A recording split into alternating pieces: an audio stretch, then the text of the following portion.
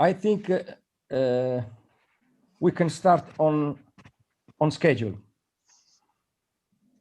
Carabellese, da ora in poi possiamo condividere la diretta streaming. Sì, professore, ero già, diciamo, perfetto. Siamo partiti anche su YouTube. Io adesso mi disattivo e ovviamente rimango, diciamo, in remoto nascosto. Se avete bisogno sono qui. Okay. Grazie, buona giornata, a dopo. Grazie. Allora, signori, shall we start? Okay? Eminent academic authorities, distinguished speakers, representatives of European companies, universities, student association of industrial engineering and management, dear participants attending the conference from all corners of Europe, ladies and gentlemen, I'm very pleased to welcome you all to the first virtual European conference on higher education, industrial engineering and management in the light of Industry 4.0 paradigm, state of the art and perspective. The conference aims at contributing to the ongoing transformation of the higher education in Europe in the area of industrial engineering and management. Industry 4.0 is fostering irreversible changes due to digitalization and ICT connection of everything, ranging from production systems, infrastructures, services, up to activities of our everyday life. The pervading nature of the transformation requires renewal and interaction of and among all engineering disciplines. To this concern, the event goes beyond industrial engineering and management. It's an honor for me now introducing the academic authorities. Professor Francesco Cupertino, Rector of the Polytechnic University of Bari, and Professor Giuseppe Carbone, Head of the Department of Mechanics, Mathematics and Management of this university. The floor to Professor Francesco Cupertino. Thank you, Gianni, and good morning again to everyone. First of all, I would like to thank you, all of you, for participating in this event. Unfortunately, this is another virtual welcome at Polytechnico di Bari. Still hoping to welcome you soon in person in Bari. I would like also to thank all of the colleagues coming from both academia and the industry who gave their contribution to this relevant project. The way out from the pandemic needs new ways of interaction between higher education system on one side and industry players on the other side. We need more interaction in designing the courses, in particular in industrial engineering and management. That is a field where there is a strong need for young talents that should leave the universities with a training much closer to the needs of industry. I gave a look at the program of this event today. I also have seen that there will be a focus on the digital tools for training in academia. This is another topic on which we have to share ideas and to share plans, because with the pandemic we instantaneously switched to digital training. Now we have to take the best of digital in training and of traditional way of doing training in person, and to think about something new that will give to us many new opportunities to link together the training university courses and the working life of our students. And then at the end of this my short speech, I would like to thank all of the speakers that will participate today to this event. And again, I hope to see you soon in person in Bari. Thank you again, Gianni. Thank you, Francesco. Thank you, the Rector. The floor to Professor Giuseppe Carbone, Head of the Department of Mechanics, Mathematics and Management of this university. Good morning to everyone. So I'm very pleased to be here to thank you for being here. I thank you all the professors, the people from academia, and I'm happy that this event is hosted by the Department of Mechanics, Mathematics and Management, because this department is a department of excellence in Italy, one of the 140 about excellent department in Italy, and one of its aim is actually to improve and to gain excellence in also in teaching, in research, and other topic. But now it's very important to have excellence in teaching. So I'm very happy to be here. And as also the rector has said, it's important to investigate new tools for spreading teaching and knowledge all over the world. And one of the tools is related to digitalization. And indeed, we have discovered in the last year and a half that these instruments and these tools can be very, very important to help people to spread knowledge, to help teachers to provide lessons to their students. And these digital tools may even be useful to replace, not always, but in some circumstances, labs, experimental labs. So it is very important to look at these new tools, this new way of providing lessons, of delivering knowledge that has to be actually has to go parallel to the in-presence teaching. So that's really important, and I'm very happy to wait for the result of this conference today. I will be in contact with Gianni and ask him to inform me about the new developments in this field. This may be very useful for us also to try to attempt new way to provide teaching and to spread knowledge also among our students. So thank you very much, and I wish you a very good work today. Thank you. Thank you very much, Giuseppe. Thank you very much, Professor Cupertino, Professor Carbone. Your presence today witnesses the attention paid by academia and by our university to the challenges the higher education system is facing with. The topics you raised will be a matter of discussion in the very next weeks. We will be involved in the writing of the new higher education transformation agenda as coordinator of Erasmus Plus project. And we will have the first meeting on next June the 3rd.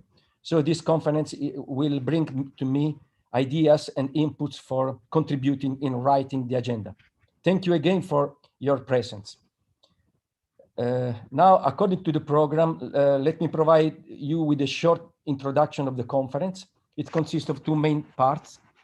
In the first one, a needed gap analysis on higher education, industrial engineering and management in the view of the Industry 4.0 will be the main theme of the presentations.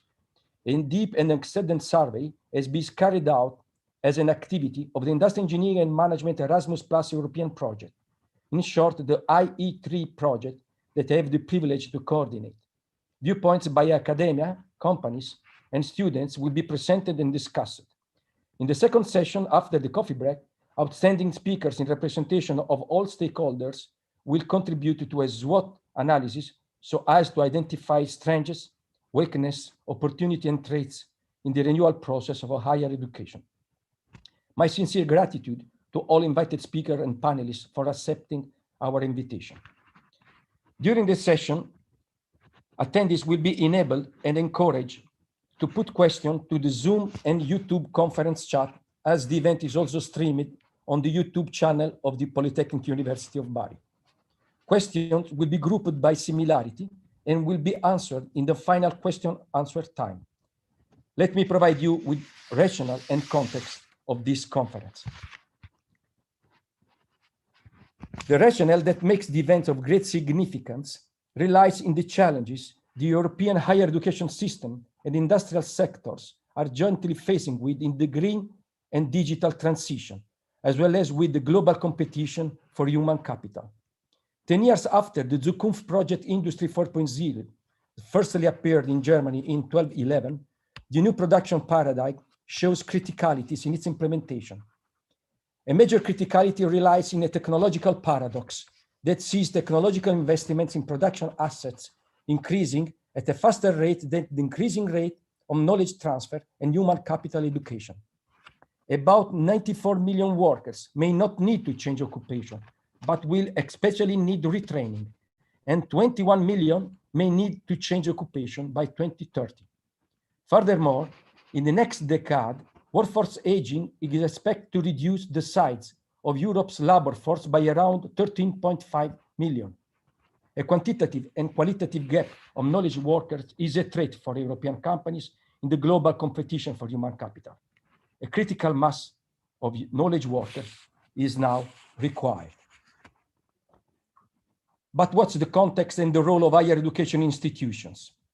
As we will see in the next presentation, on the average across Europe, academic, industrial engineering and management programs do not completely meet industry needs. And the European higher education institutions show, on the average, of course, an inertia in updating business-driven program in the light of Industry 4.0. Knowledge gap is increasing across Europe, also due to structural constraints, legislative constraints, as well as not coordinated efforts among European universities, and finally, insufficient university-industry interactions are identified as major causes of a mismatch between higher education offer and industry knowledge needs. A systemic innovation process and new incentives jointly involving university and companies are now required. What's the future of a higher education institution? Favorable condition to foster the innovation process is now offered by the long-range European knowledge strategy. The knowledge strategy of the European Commission states the need to reform the mission of higher education institutions that should be finalized to serve and tackle challenges of a modern society. Reforms of higher education and research areas have to be pursued under a holistic approach, as both dimensions, higher education and research, are required to serve the society, according to Action 11 of the European Knowledge Strategy. The European University Initiative and Research piloted under the Erasmus program and supported in its R&D dimension by Horizon 2020 will help the transformation process, offering a long-term framework for transnational cooperation between universities, allowing for stronger borderless cooperation and circulation of knowledge and talents. To address the strategy outlined by the European Commission, a higher education agenda is under construction, and we all today have the opportunity to contribute to it. Let's have a look now to the future. While pandemic is causing social and economic damages never seen before since the end of the Second World War, it also represents the opportunity for accelerating the innovation process of higher education and knowledge transfer, starting with the ongoing digital transformation of societies. Systematic and synergic interaction between European universities and business sector will be pursued while preserving the autonomy and peculiarities of each stakeholder. The 2021-2027 multi-annual financial framework and the recovery instrument Next Generation EU are unprecedented efforts of EU towards a modern and sustainable Europe, taking care of values of inclusiveness and subsidiarity in favor of less advantaged areas and social classes. Context and vision of the future are premises and rationale of this first European conference on higher education, industrial engineering and management that has been organized as a milestone in the Erasmus Plus project, Industrial Engineering and Management Higher Education, in short, the IE3 project. Let me provide you with a very short introduction of the IE3 project. Its overall aim is in line with the Knowledge European strategy, as it aims to contribute to innovate European higher education, industrial engineering and management in a close university-industry partnership. The project has been funded by the Knowledge Alliance Action of the Erasmus Plus program with around 850 kilo euros over 3 years, I like mentioning the project ranked at the top 10% of the Knowledge Alliance project across Europe. The consortium of the Erasmus Plus project consists of 4 academic partners: Linköping University, Universidad Politécnica de Madrid, Poznan University of Technology, and the Polytechnic University of Bari, which is also the lead partner of the project. Companies project partners are Bosch Tecnologie Diesel from Italy, Arruti Catenaria from Spain, Alcomot from Poland, and Implema from Sweden. The consortium also includes 2 technical partners, Valuedo and Infotech, for project management and dissemination activity. Associated partners are the European Academy for Industrial Management in representation of university professors, the European Students in Industrial Engineering and Management, STEAM, in representation of students, and for companies, Madrid Network for Spain, and ITEM Oxygen, a company's research center from Italy. The roadmap of the project develops along 6 milestones. By the first 2 milestones, a European survey led us to a deep and extended need gap analysis, as well as to the conception and definition of a body of knowledge of industrial engineering and management to support the renewal of programs across Europe in the light of Industry 4.0. 1 year and a half since the project kickoff, this is the current project progress. Next presentation will be focusing on the current project achievements. Future activities will see us engaged in the renewal and digitalization of master science courses, as well as to a renewed industrial engineering and management master program with new syllabi, digital education tools, e-learning course modules, and transfer methodology. Activities will be carried out in close university-industry partnership according to the spirit of Knowledge Alliance action. That's all, friend. And thank you all for your attention and for being here. In the next presentation, the current IET project achievement will be presented. Now it's the time for the next presentation. The floor to Professor Di Gesi and then to Professor Mossa of the Polytechnic University of Bari. Thank you very much for your attention. Okay. Thank you, Professor Mummolo. I share my screen.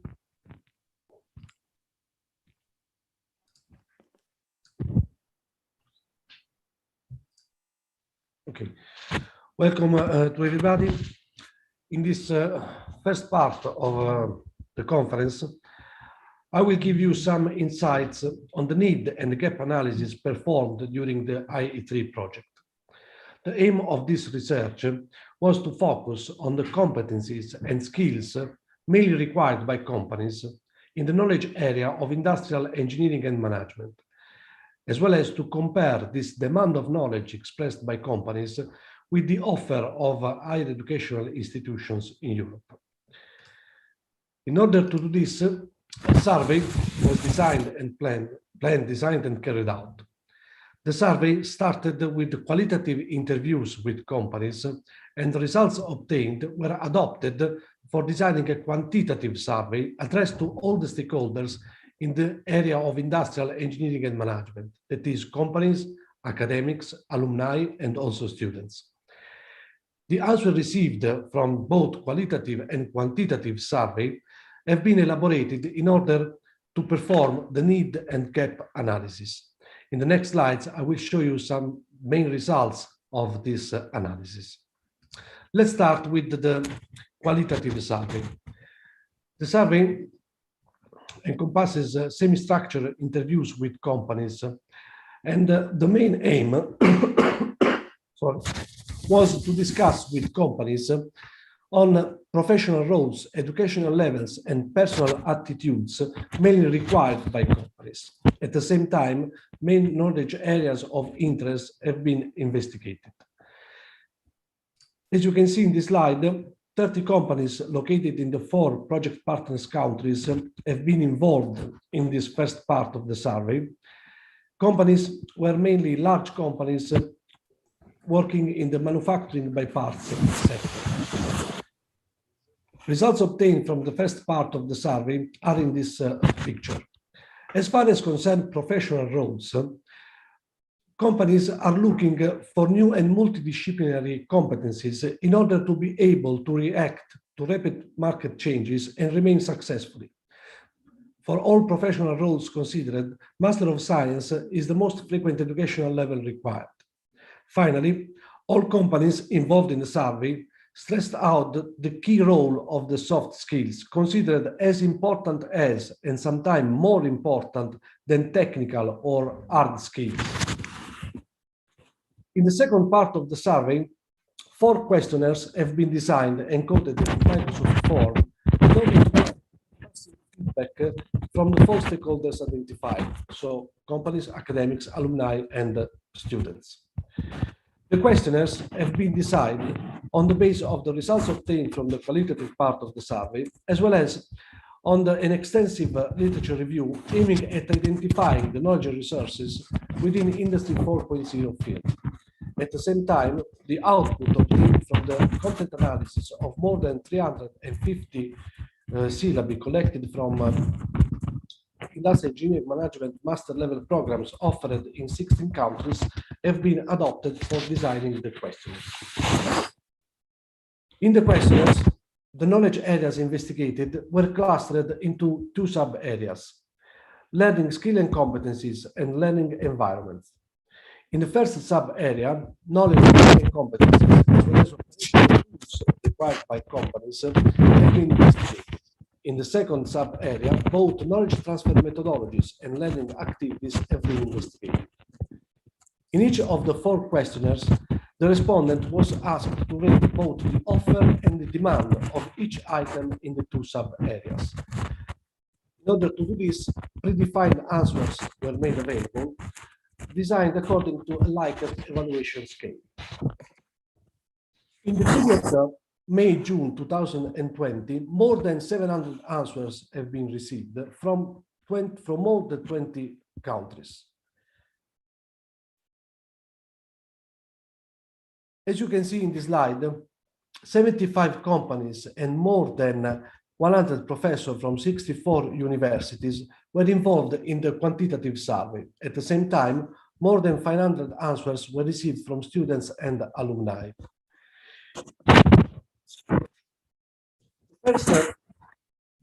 One of the first important results obtained from the questionnaires concerns the demand of knowledge expressed by companies. In all of the area investigated, the company's demand of knowledge is greater than their internal offer of knowledge. This result is independent from the size of the company. At the same time, however, it is more evident in case of small, medium enterprises characterized by very low offer of knowledge. When the demand of knowledge expressed by companies was compared with the offer of higher educational institutions, some priority areas were identified. In these areas, there are the main gaps between the demand expressed by companies and the offer, the actual offer of higher educational institutions. In the knowledge, skills, and competencies area investigated, gaps were identified in both soft skills and technical or hard skills. In descending order of importance. Among soft skills, the ones characterized by the higher gap values are problem solving and decision making, team working, and communication skills. The gap between the demand and the offer of soft skills of students and alumni, considering soft skill as the main shortcoming in the Master of Science programs attended. As concerned hard skills, the one characterized by the high gap values are project management, strategic management, and safety of work. In the operational tools area, analytical competencies show the higher gap values.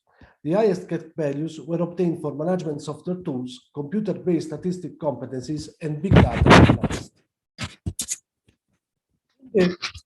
The analysis of answers received in the knowledge transfer methodologies area investigated gave as main result a general preference of face-to-face methodology, which is still the most required transfer methodology. As far as concerns web-based learning sessions, asynchronous modality is preferred to synchronous ones. Another very interesting result obtained from the survey relates the involvement of companies in the learning process. More than 50% of answers received pointed out the need of more courses held by industry professors and longer period of industrial internship. This direct involvement of companies in the training process is the base of the knowledge alliance between industry and academia.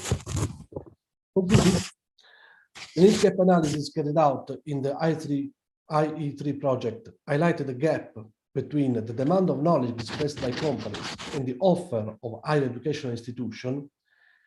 Major gaps are in soft skills that companies consider of highest importance.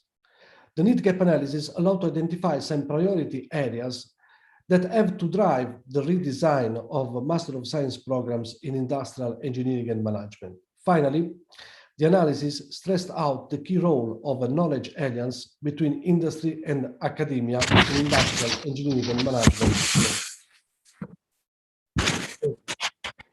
Now I leave the floor to my colleague, Professor Giorgio Mossa, who will give us a speech on the body of knowledge defined in the IE3 project. Please, Giorgio. Okay, thank you, Salvatore. I think you can hear me properly.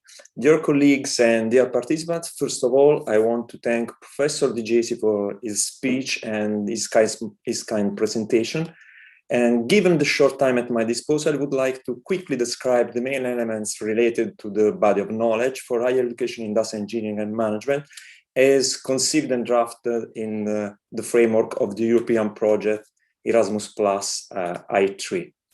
In our vision, from our project, the body of knowledge represents a conceptual scheme and a set of technical guidelines, both for the design of new courses and for redesign and improvement of existing courses and master programs in industrial engineering and management, according to the indication of the needs that emerged from the gap analysis conducted at EU level, as Professor Di Gesi told us a few minutes ago. The body of knowledge is a complex document that has been available on project website at the link provided here on the screen since January 2021 for all colleagues and all the stakeholders. In our perspective, your comments and suggestions from all of you in order to improve the document will be truly appreciated and can be made both directly on the website or via social media channels like LinkedIn and Facebook.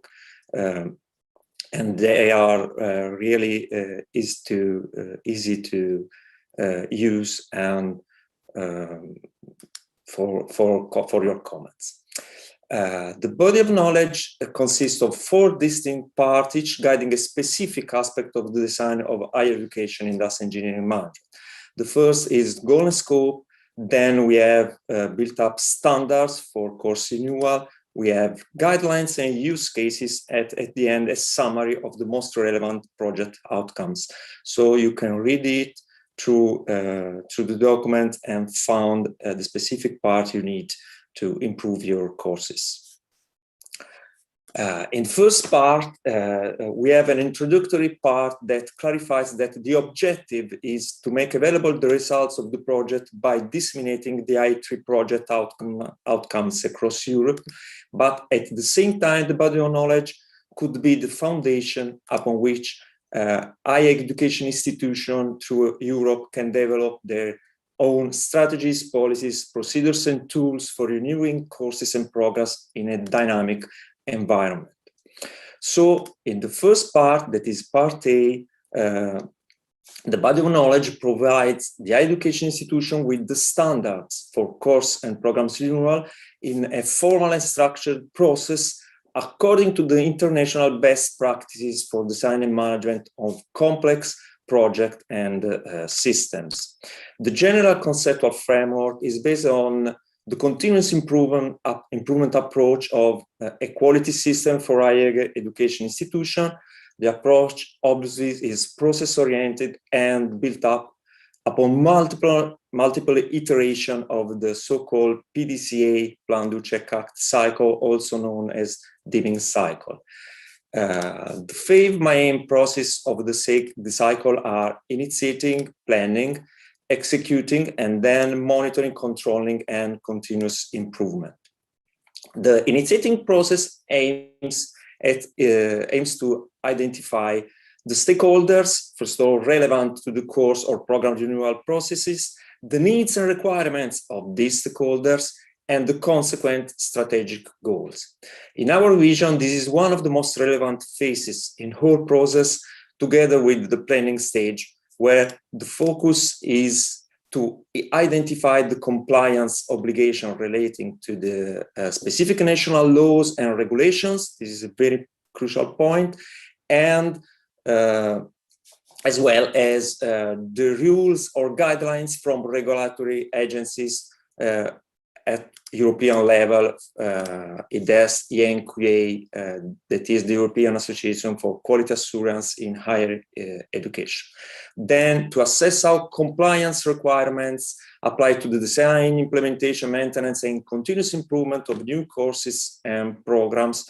Moreover, we need to establish objectives for the renewal of courses by considering knowledge requirement as derived from one side from demand versus offer gap analysis, and on the other side from compliance obligation. Knowledge requirement, as we heard a few minutes ago, pertain to both hard and soft skill. We have to always remember this. With this regard, at the end, we need to implement an effective performance evaluation systems to make possible the continuous improvement of monitoring and the continuous improvement of the system. Then we have the executing phase, whose main output are course design and validation and course resource and operations. This is a stage where stakeholder engagement and public dissemination take place. In our vision, managing stakeholder engagement is the crucial process of communicating and working with stakeholders, especially with industrial stakeholders, focusing on their needs and expectations, and hopefully fostering their active involvement in the process. Finally, we must plan, design, and implement monitoring and controlling through performance evaluation, audit, and review, and the corrective action under the continuous improvement goal. In part B, in this section, the body of knowledge provides guidelines for the planning phase of the course renewal process. Moreover, use case and example from the IT project are organized in 4 main steps. The first 2 are analysis of the educational offer in the knowledge areas identified and analysis of the training needs of stakeholders. Then we have to perform an evaluation of knowledge gaps. Details on 3 phases were fully provided before by Professor De Geysis. And finally, we can define the so-called competence matrix. This is tools upon which we, in the project, we build up some guidelines for competence matrix, and these possible guidelines are the granularity of knowledge, skill, and competence, KSC. It founds upon the pillar of decomposition of general KSC topics into more specific subjects, the so-called knowledge pills. Then we have to guarantee the flexibility of KSC, of knowledge, skill, and competence. And it allows the subject's assignment, even based on nature and availability of resources. Finally, the rolling approach is a must, and that dynamically fits contingencies emerging from the gap analysis in a constantly evolving environment. At the end, part C of the body of knowledge provides a summary of KSC, knowledge, skill, and competence, and in this case, educational tools derived from the quantitative analysis of the survey. 2 main clusters of hard and soft skills were identified and classified. Besides, 2 main clusters of learning environment were also identified. Knowledge transfer methodology on one side and learning activities on the other. Unfortunately, my time is now over. And so I leave the floor to the next two distinguished speakers on these very interesting topics. They will be Professor Joanna Olesko-Slapka from Poznan University of Technology and Professor Joaquin Orgueras from Universidad Politécnica de Madrid in Spain. Thank you for your kind attention, and please remember we are waiting for your comments on the body of knowledge, and you are very welcome. Please, Professor Orgueras, you're welcome. Thank you very much, Professor Mosa. I hope you can hear me properly now, and also Perfect. You can see the presentation. So thank you to all the previous speakers and participants in the conference for having me here. Joanna and me, we will try to address some comments and proposals regarding the teaching and learning digital tools for higher education in industrial engineering and management. Then I will ask you to visit the URL I share into the chat, because we want to collect your feeling about some questions, relevant questions to adapt a little bit the presentation. So thanks for visiting the place. Then you can use it by mobile phone or whatever. So the first question can be seen right now. So it's about, sorry for asking your somehow your age, but it's relevant to understand some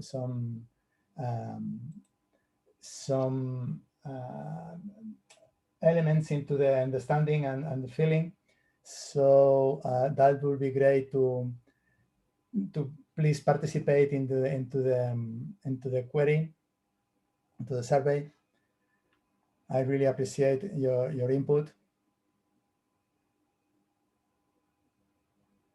So it's just a matter of checking. Yes, thank you.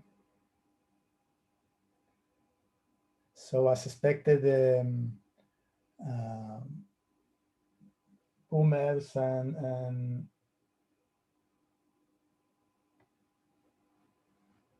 Gen X are probably the big part of the audience.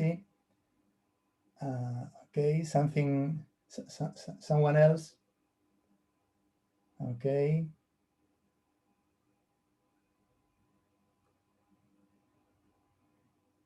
Okay, so please visit let's ask the Gen Z to push forward into the competition. Thanks.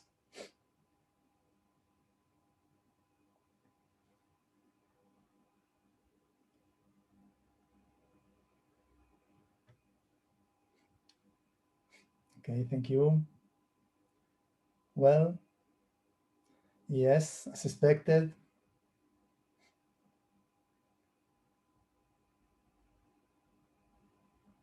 Okay, as expected, the younger generations are the winners.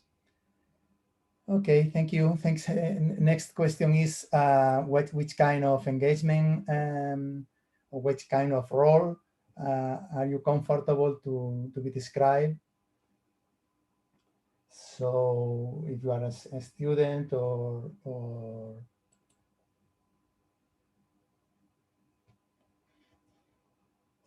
oops, I think I missed some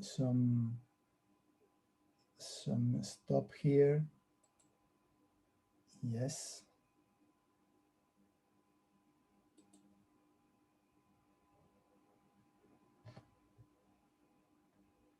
Then please try to tell us about your activities, about professionalism or academic behavior, or etc.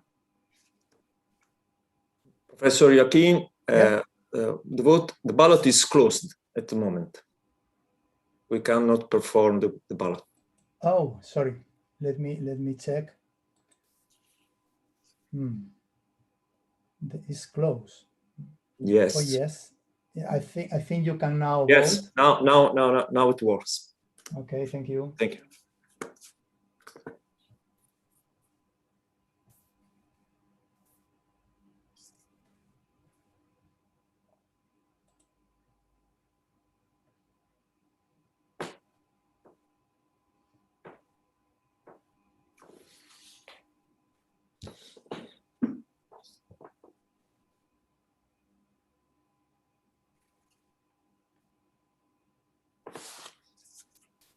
Okay.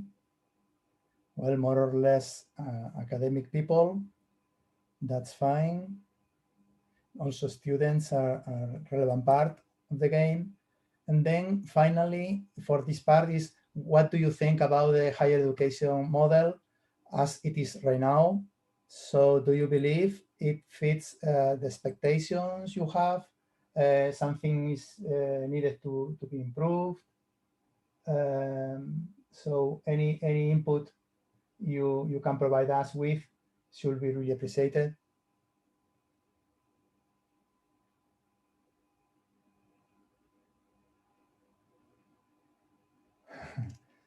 Okay, good for boomers. That's fine. Okay, I think the feeling is more or less clear. As in accordance what we learned from the previous presenters, panelists. So I think some changes are needed. Then let me move quickly into the main part of the presentation, which is try to provide context to why to use new tools, which kind of topics need to be addressed, need to be engaged with to be successful in that kind of transformation we all recognize as needed. So the first thing I want to highlight some facts. First one is how society is moving. Professor Momolo told us before that there is a lack of parallelism in the development between the transformation of production systems and the transfer knowledge, and also particular aspects of the new learners, no matter only for students in the classical courses, but also for people needing retraining as Professor Momolo presented in his view. And then also how what are the needs we need to address to be successful in that engagement. So first point I want to highlight is how the society is getting transformed. Just looking into how we change as a society the way of manufacturing goods. So from rigid and manual processes in more agile and automatic approaches, production moving from standardization to personalizing goods, and supply chains based on classical stock approach, much more into dynamic and predictive demand. And so a lot of slightly, probably not for all the people clear changes, but dramatic changes in terms of how we address and we perceive the needs and how we want to react to those demands. Just having a look into the classical decision-making systems, we can see on the left part of the slide the classical one, like Blackboard, charts, panels, different element of communication. Into the right part of the screen of the slide, when you can see workplaces where digital tools are placed, helping workers, but also learning from them, measuring them, and also providing convenient feedback as they need to perform better and improve and realize what kind of needs they need. So they are requesting. So you can see here in the lower part of the slide, and the lower right lower part of the slide, a worker having some projected areas of information, helping her to move according to the mounting station she's operating. Just from Zoom, we can see from the statistics, as Professor Momolo told us before, how the demand. This is the figures are for the first for the global view, and then the 20,000 shortfall is for the UK.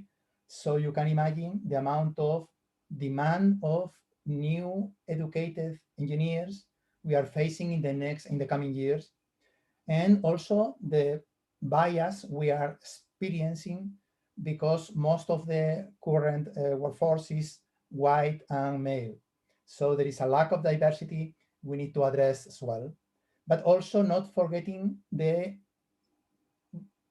critical trends we need to care about, like sustainability, circular economy, innovation, entrepreneurship, etc. So there are all things that we need to integrate into the transformation of the education. Then what people start to implement nowadays in the factories is that kind of integration between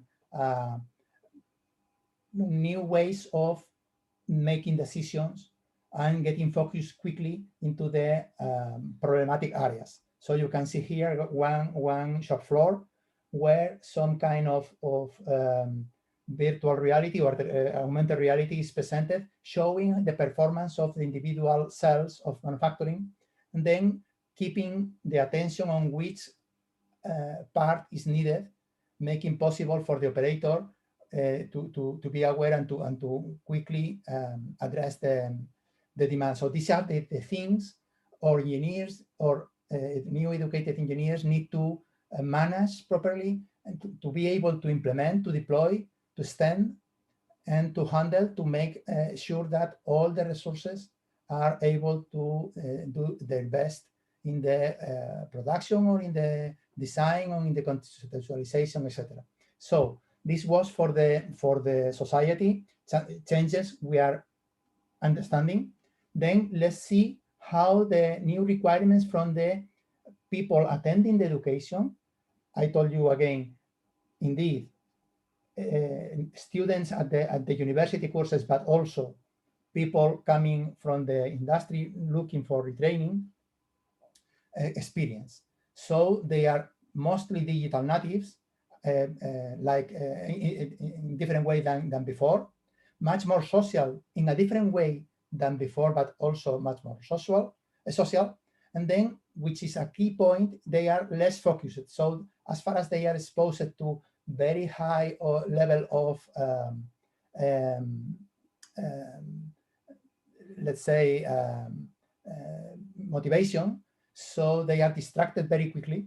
Then to keep attention, they need to be deliberate and to be fed with relevant information and quickly, very quickly. This very common, get those students seeing videos, for instance, at 2x or 3x of the normal presentation because they need to go quickly, what's next. And they are also concerned about the practical skills, as already mentioned, as you said before. Okay, there is kind of mostly theoretical education leading the game. So we need to transform also the way we understand the education schema. And then next point is not only because of the student, but also the topics we need to address. Most of the, as presented in the left part of the slide, most of the things we need to talk about to provide that kind of transformation, like contextual intelligence, emotional intelligence, strategic intelligence. Most of those were out a few years ago from the curricula of the engineers. So we need to pay special attention, as Professor Di Jessi and Mosa told us before, about the soft skills and integrated way, in a way that we need to transform not only the environment in terms of digitalization, but also pay attention to those kind of drivers. Otherwise, there is no future in the transformation.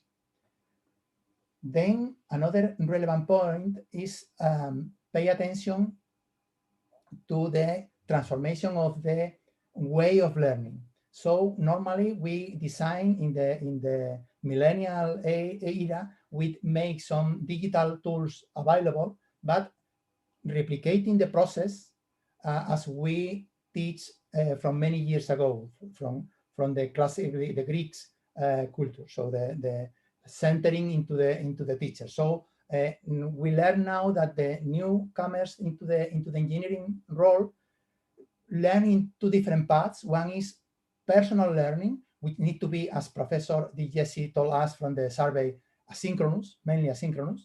So, and also getting social, as far as is mandatory from the requirement from the for the student, in some kind of social learning in collaborating to address the point. So we need to transform the courses in also that direction as well, providing social tools able to learn from, and also asynchronous personal learning as well.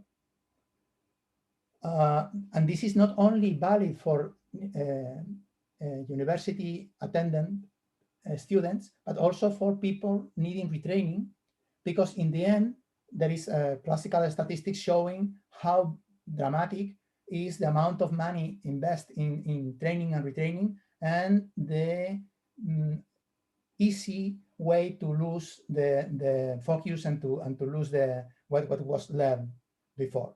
So then we need to focus in looking for the tools in specific keywords or paradigms, like, for instance, because of the generation attributes, microlearning, showing small concepts in quick and diverse media, easy available at any time and anywhere for the interested people, promoting asynchronous learning, but also gamification tools helping the participant to interact and to have social understanding, and also competition. And then for sure some other requirements which are needed, like infrastructure new demands for big analytics, etc., which also require funding as usual. But these are critical paradigms we need to care. In addition to the adding part of the teacher and facilitators, we need to configure the course according to the topics they want to emphasize or to address. Then going forward into finalizing the presentation, then we need to emphasize also some barriers and risks, mainly related to resources. So people in charge of producing that transformation, for sure, lack of proper capabilities or skills, and for sure, as I already said, some money, investment, and also indeed data security is always, because as we are going to be more digital, we need to pay attention to keep at safe also the proper access, backdoors, etc., making possible to provide safety for the users. So there is kind of studies already mentioning the critical point we need to be aware of in order to design successful approach. All in all, one point I want to stress specifically is that nothing is possible except very interesting initiatives, but nothing in terms of transformation is possible if we lack a strategy. So we need to provide, is one part of the learning process, and this is because we provide the body of knowledge for transforming courses, because we need to have a strategy. What is the future one? Where do we want to go to? And then how to make that transformation possible. It's not a matter of making a revolution. It's a matter of making a continuous transformation with clear guiding. So we need to pay attention to what's next, and we also need to find the way to make the internal transformation of the whole system. And this is the critical point. It's not a matter of one course, but it's a matter of programs as well. It's a matter of everything around the education at once. So this is the critical point for understanding the body of knowledge need. And then finally, I want to ask you to see, after my short presentation, if I was able to convince you of some of those values. Then please try to try to share your thoughts about what you think about the higher education system. I think it's open now. Yes, it's open now.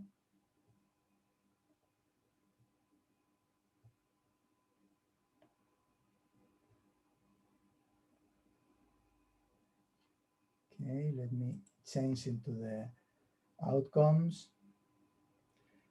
Okay, yes, I think I also agree with most of you. There is different paths. There is no symmetric behavior in different universities. This is because education, research in the field and to develop some best practice is mandatory, as we need to align in the, at least in the European Union area, the transformation of the things. Otherwise, we will get some clusters, which probably is not what we want to have in terms of universality of the education. So just going to the conclusions from my side, thank you for your participation first.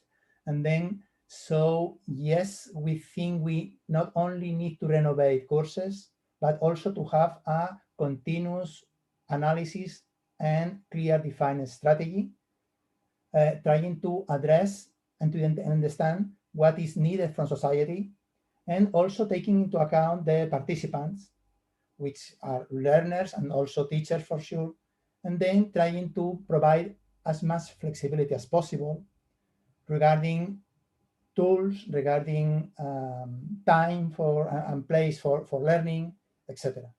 So that's all from my side.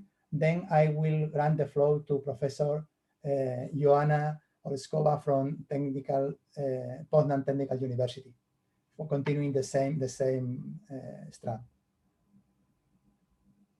Joanna, the floor is yours. Okay, good morning everybody. I try to share my screen.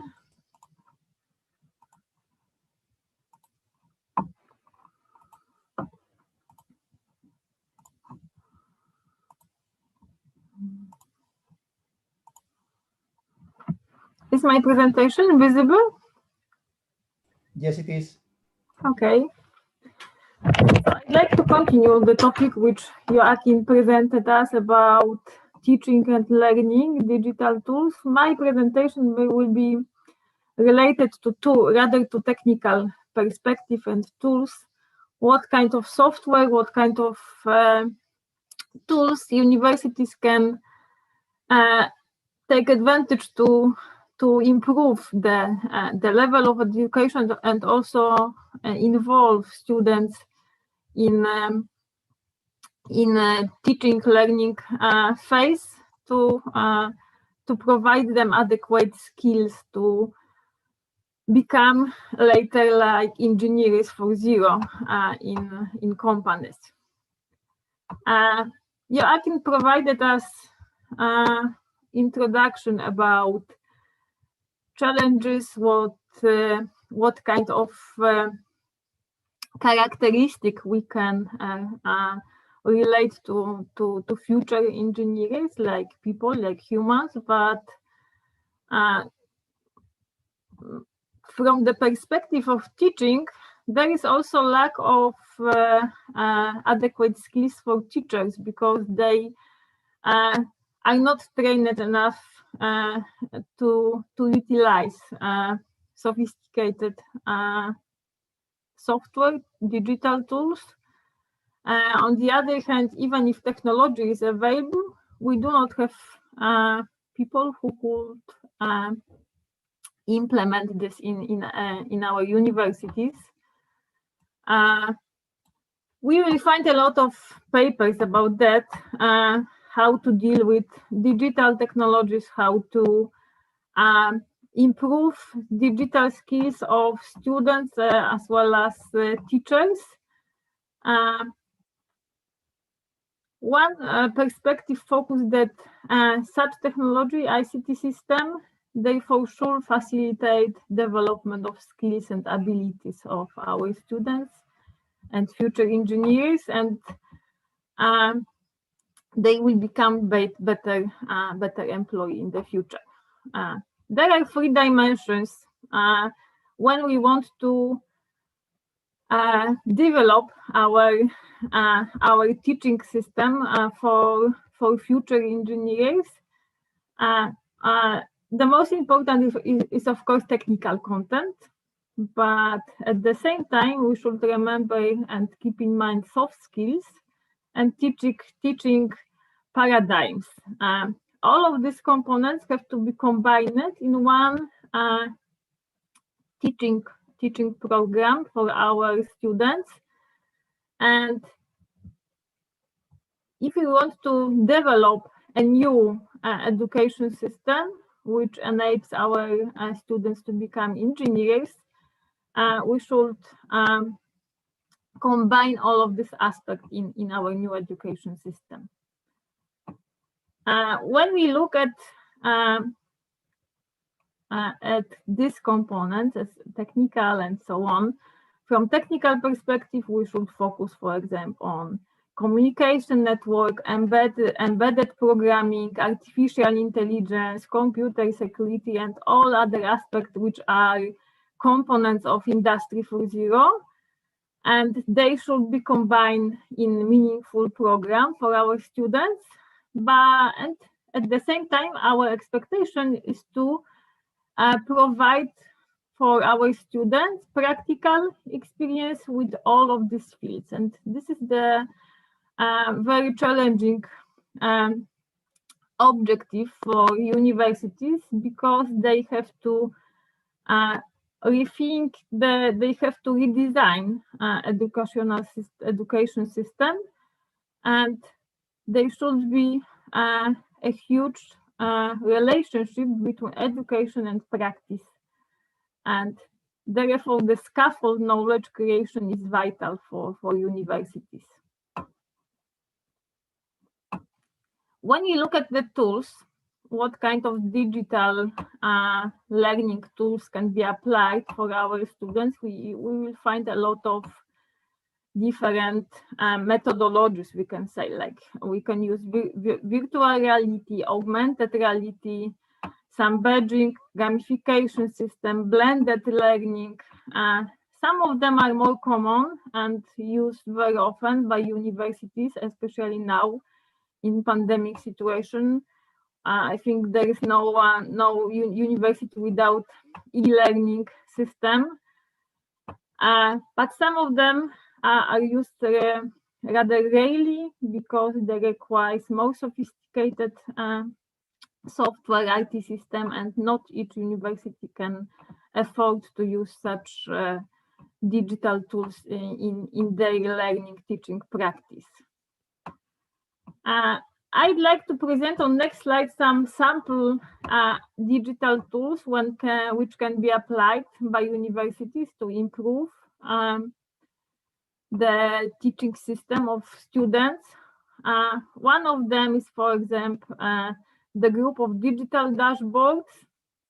They allow to monitor the progress of students in learning environment. Such digital dashboard is, for example, assessment system. This system allows teachers to create materials, and this one is dedicated to mathematics, but we will find also different ones which refers to different courses for engineers. And students can perform this task, interact with researchers, and therefore furthermore improve their level of knowledge in this topic. When we look at distance learning, of course, we can use simply webinars, blended learning, or asynchronous learning. The number of available systems is also quite wide. I show on next slide what kind of technologies you can use.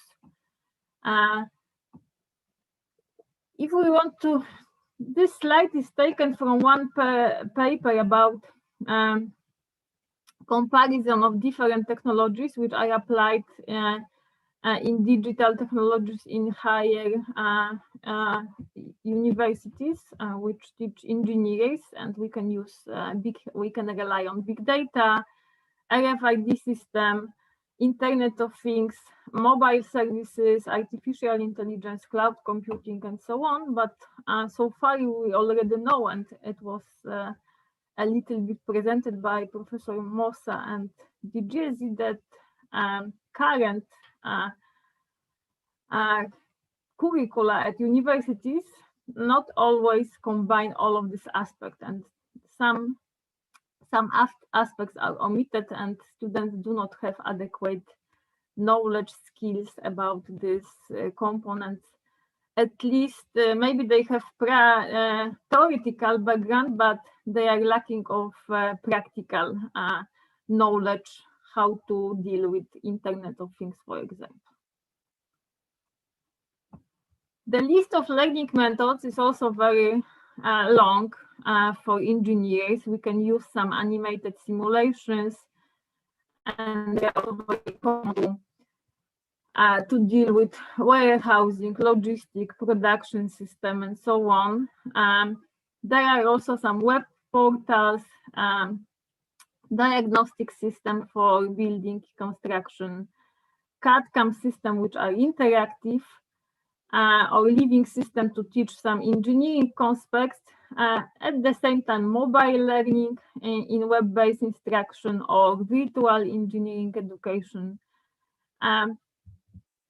The big advantage of such methods is to involve students in some practical case studies, and also enable them to test, to analyze real-world scenarios, and to simulate what can happen if they introduce some amendments, some modification to the system, and they can optimize real production, real system, which furthermore can be the background of their work like engineers. Currently, the technologies are ready, so it's not problem to find to start using particular technology also by universities. Of course, there are some problems, for example, with money and budget for such teaching environment for students. But the main challenge is how to create the content and at the same access to technology, and later to create it and distribute between students, teachers, and so on. Such platforms, such learning platform, this is variety of digital interactions between students and teachers. And of course, there are some universities which are quite well developed in this field, but a lot of universities still need to improve digital technologies for students. There is one article, one research about top 100 tools for personalized learning and for working environment. And this list is not very sophisticated, and I think each of us know all of these tools. And according to this research, if we look at personalized learning, YouTube is on the first position, then we have Twitter, Zoom, and so on. From the workplace learning perspective, Zoom is on the first position, then Microsoft Teams, and then we have quite simple tools also like PowerPoint, WhatsApp, and so on. Some of them are connected strictly with didactics and formal learning. Some of them refers to learning from working. Some we have here some system for productivity, but also simple file sharing and so on. But we do not see on this list very advanced system. So on the one hand, maybe the we do not have access to such system, or we do not have adequate skills to use them in practice. There is also a different division of system which we can use in educational environments. Some of them are called like learning innovations, and also computational tools in the engineering practice. I'd like to provide some information about sample system, like one of them, which is in group of learning innovation. This is CATME system, and this is system dedicated for team working. And in each company, we need to we require from our employees to be able to work in teams. It can be different type of teams, and this CATME system combines different components like peer evaluation, rate practice, team maker, but it's dedicated to its online tools for teach students how to work in teams.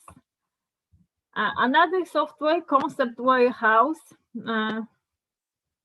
AICHE Concept Warehouse. This is web-based tool, mainly dedicated to chemical engineers.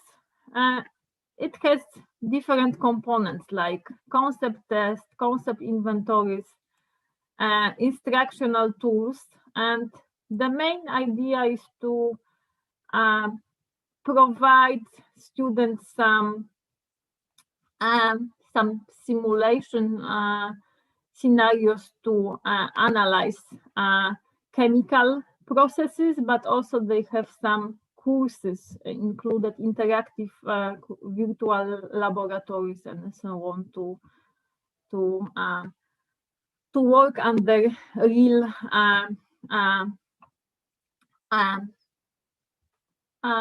scenarios, we can say. Epistemic games, this is another digital tools which is quite useful for our students. They can become a part of real world problems, case studies, and they can involve in solving such problems. We can find a lot of different epistemic games. I put here only 3 types, like Life Science, Climate Challenge, or Pandora Project. But I think that at each university you will find different epistemic games. Even big game is some type of such games to engage our students in real work, in real scenario. Another system is PHET. This is dedicated platform for physics, chemistry, biology, mathematics, earth science. It contains, of course, some theoretical and practical knowledge, but also the way of providing this knowledge is quite interactive, fun, and it's not only dedicated for students. It can be also used by younger kids to practice these topics. When we look at open source hardware platforms, I think the quite famous is Arduino. I think that it's Italian, if I remember it correctly. Elego, Makey, they are dedicated to develop our own hardware system. So we will have some kit and instructions to deal with such objective to develop our hardware system. And open source software and programming environments, some of them are also can be also used by younger, not only by students. For example, Scratch but the other one are used rather by students. So we have Open Roberta, Snap for Arduino, or ID Arduino. And our students can practice how to program their own apps, IT system dedicated for different processes. So summarizing, of course, this was all, I only presented few sample IT system, digital tools which can be applied to teach our students. This list can be extended.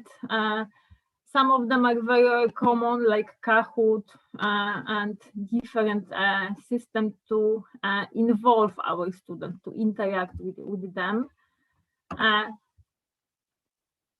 Main idea of digital learning is to allow us, like teachers, to control how, where, and when we want to learn. So at the era nowadays, it's also very important because we have to handle with teaching students like online. But there are different researchers which confirm that online teaching cannot replicate every aspect of face-to-face teaching.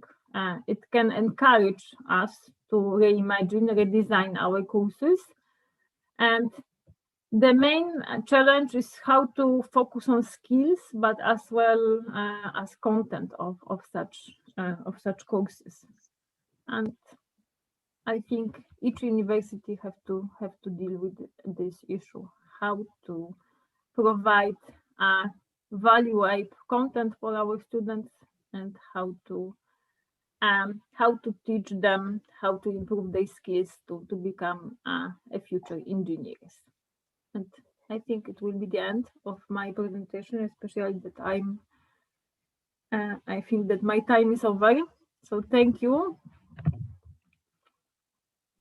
Thank you very much, Joanna, for your very interesting presentation. Meanwhile, I'm informing the audience that everybody can put questions on different presentation, and we are grouping them to provide answers in the proper final slot, question and answer time. Thank you so much. Now, according to the program, is the time for hearing about the demand and competence and skill according to the perspective of companies. It's time of Mr. Jörgen Aronsson, that is CEO of Implema. Implema is a consulting company in digital and sustainable business processes. The floor to Mr. Aronsson, please. Thank you. And I will share my screen here. Can you see the presentation? Yeah, perfect. Thank you. And I will give my view, both from my company perspective, but mostly from the customers we serve. And it's a large part of the mid-sized companies in Sweden. I'm from Industrial Engineering and Management at Linköping University. I'm from this generation, what is X, I think, 89 and to 94, and is also the CEO today of Implema and also one of the co-founders. My passion is to help the business to understand the potential of IT, to be the bridge between IT and business. And it's also, for me, my passion to grow people. And it's both in my own organization and it also out at our customers. And we are using and our strategy is also to get students into the company, and we train them and form them and grow them. And we have a trainee program every year, and last year was the biggest so far with 15 people. And so it's very important, this question, to have the gap between the university and the industry as small as possible. Few words about Implema. We are in the field of business software and helping our customers with digitalization. And our main partners is Microsoft and SAP, which are the leading providers of tools and software for us to help our customers. We're here, we've been here for 20 years and founded in 1998 and headquartered in Stockholm in Sweden. About 160 people and a turnover of 26 million euros. And we are not only helping locally in Sweden, about 30% of our turnover is sent overseas to help our customers around the world with the different sites and companies. So our customers, as I said, mainly they are in the mid-size field, which means turnover from 20 million euros up to 2 billion euros. A lot of them are family-owned, and the resources is limited today, and the skills in how to make their digital transformation and how to use technology. And they don't have their own CDO, as I think a lot of larger companies have, and which means the Chief Digital Officer. And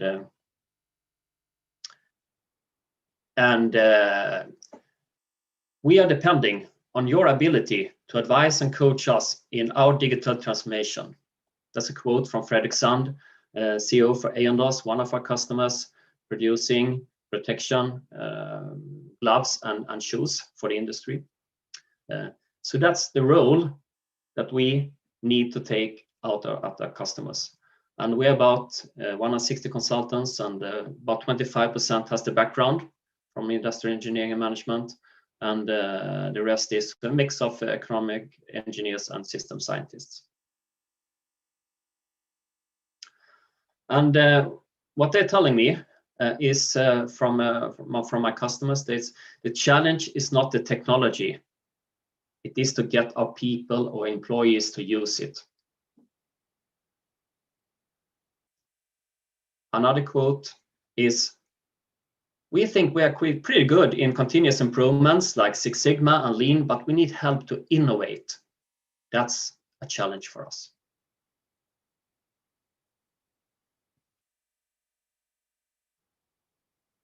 Most of our companies and customers, they are organized quite traditional. The way that we've been organized for the last 100 years with a combination of hierarchical or matrix organization. That's where we do the production and logistic, and we can continuously do small improvements. But if we need to make bigger steps, if it's not enough with 10% improvements, we need to be 10 times better. How do we do that?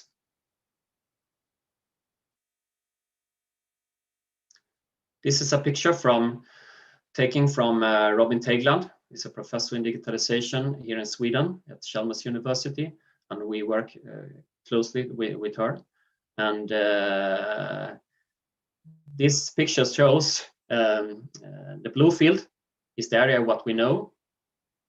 The black field is what we know, we don't know. And then we have the big part, the yellow orange. What we don't know, we don't know. And that's the challenge. Imagine that we can get into this field and find solution here.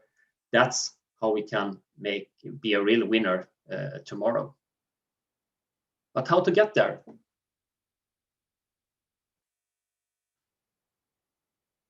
We are taking a concept out to our customers that we create a parallel organization, a network organization, and we call the concept form of digital lab.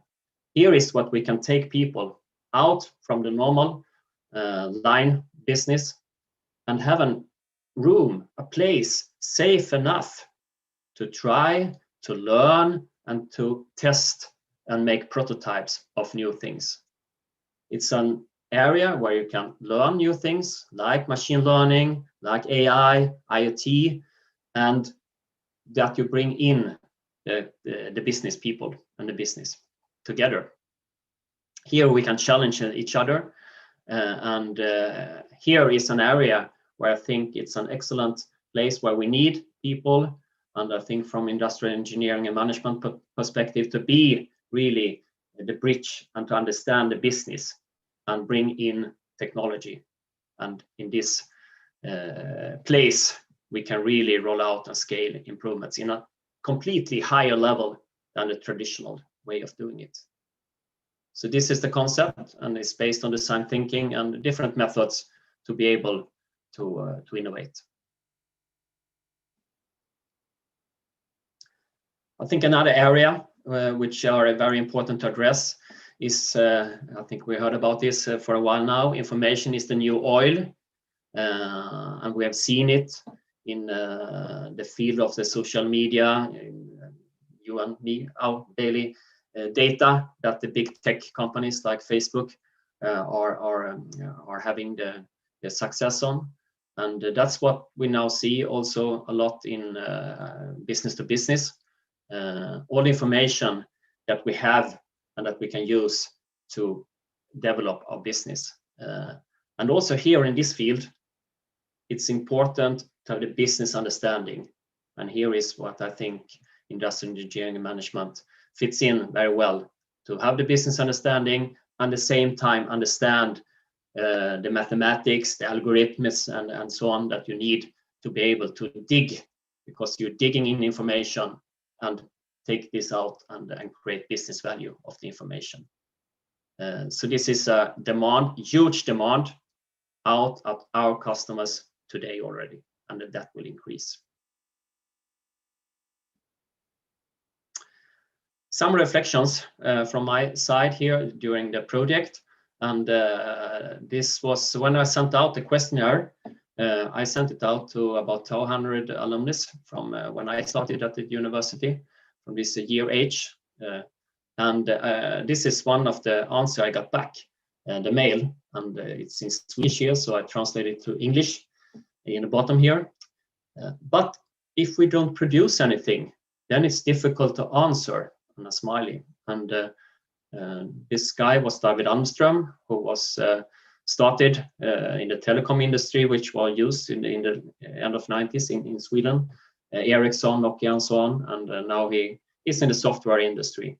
And what he meant, and what I want to address, is that we also need to have a bigger scope when we're talking about higher education, not only Industry 4.0, we need to address other industries as well. And to further explain that, to give a view of how it looks in Sweden today and Stockholm especially, where we mainly work on. Our biggest customer today is Klarna, and Klarna is an app to make payments smooth on the internet.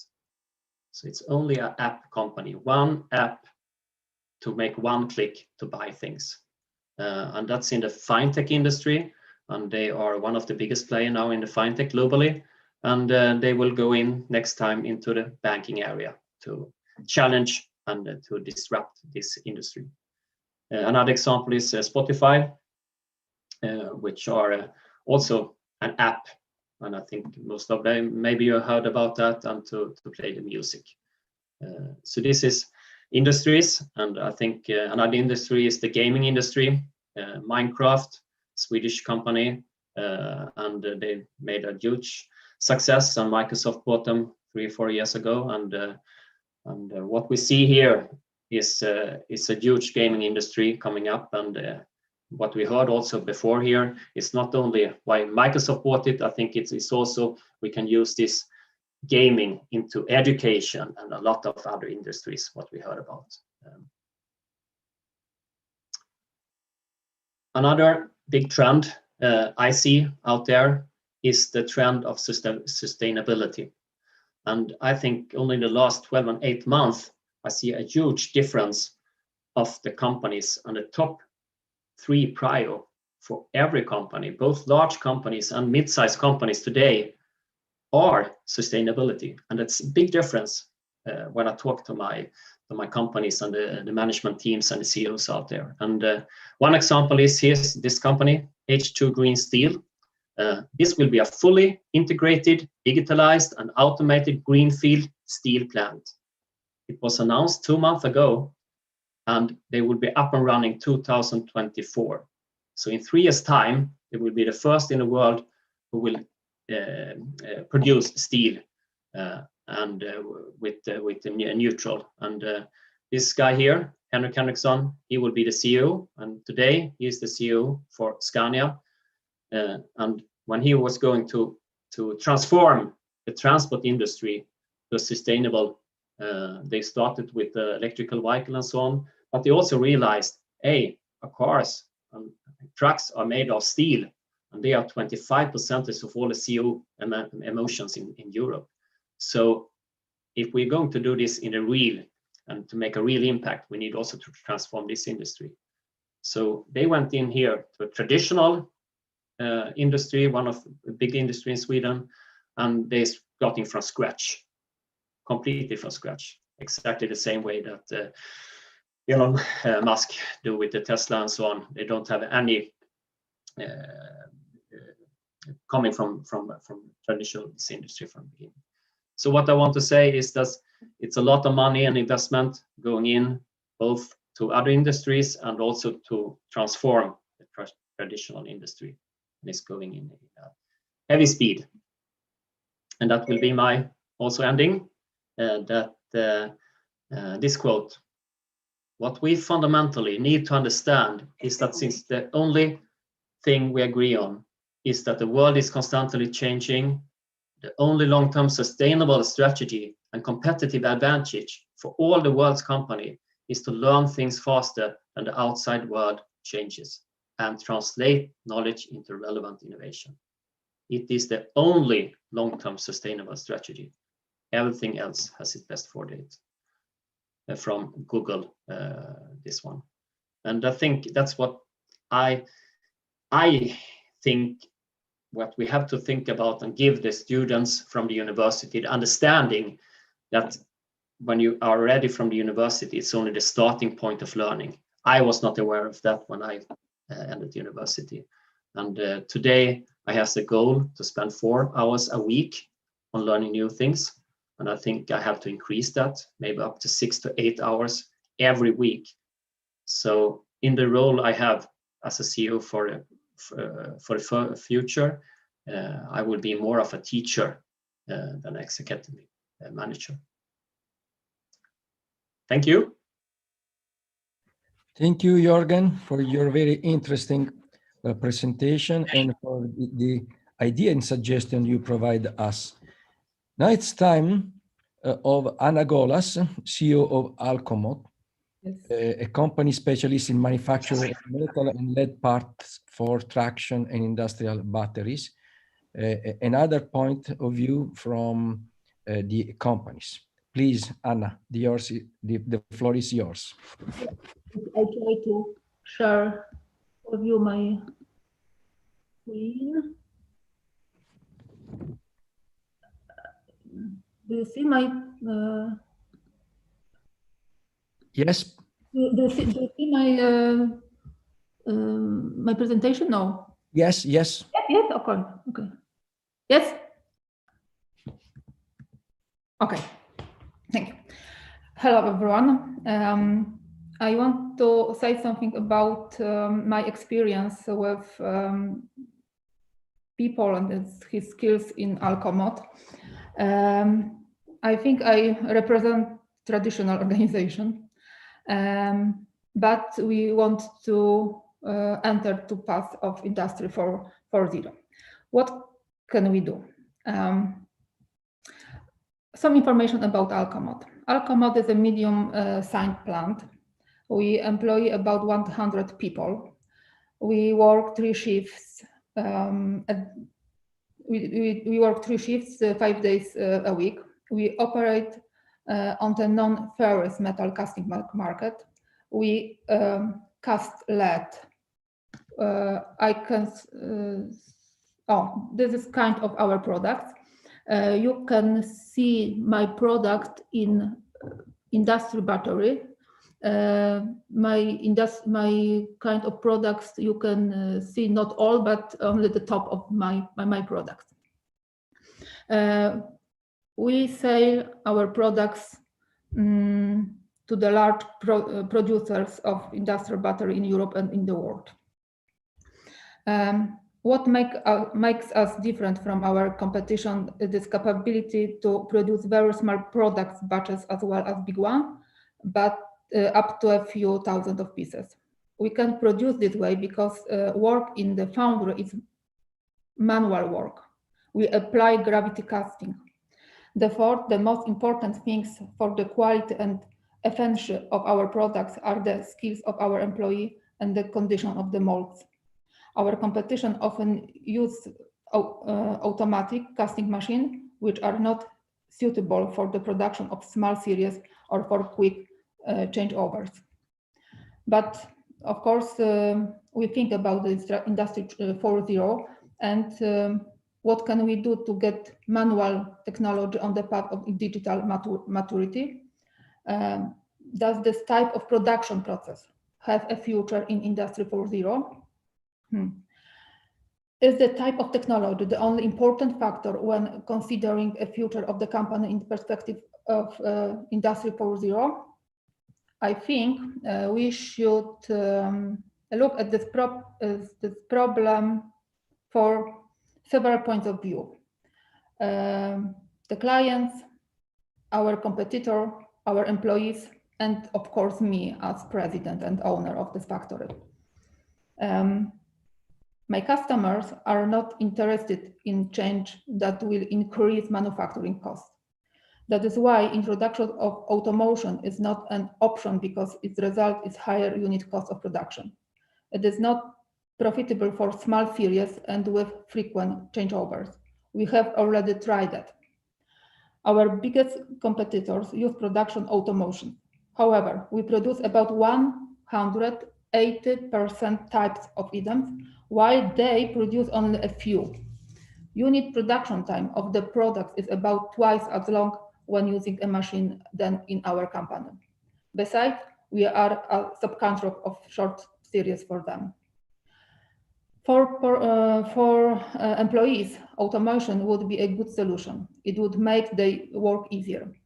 Lifting a cup of lead weighing between half kilo and of 2.5 several hundred times a day causes muscles fatigue, especially as the standing up job. Of course, switching to automation would signify reduce the number of people working in the foundry. As for me, that's not too easy, but I am open to any solution that will ensure greater work safety for employees, improve the quality of our products, and guarantee consistency of production. Automation does it all, but the cost of implementation is unacceptable for me today because no one will cover them for me. Besides, when our customers accept something from us, they make it clear to us, even if it is the financial investment that is spread over time. It has happened before that way, even support the financial as such enterprises. However, they have never suggested the automation is of the casting process. So what can we do to enter the path of Industry 4.0? I think we should consider the areas of the company's activity that can be computerized, digital, and connect through information exchange systems. These areas include warehouses, purchase, production, maintenance, quality control, according human resources. Each of these areas needs not only computers, programs, or tools that collect and display data. They need to be connected so that the information exchange is complete and needed at the right time.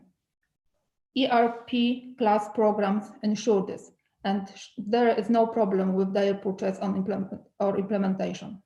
But what will the ERP program not provide?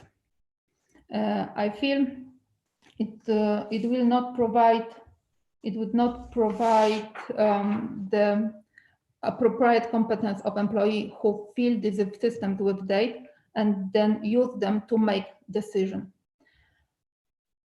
Therefore, we started. I think I have to change my. We started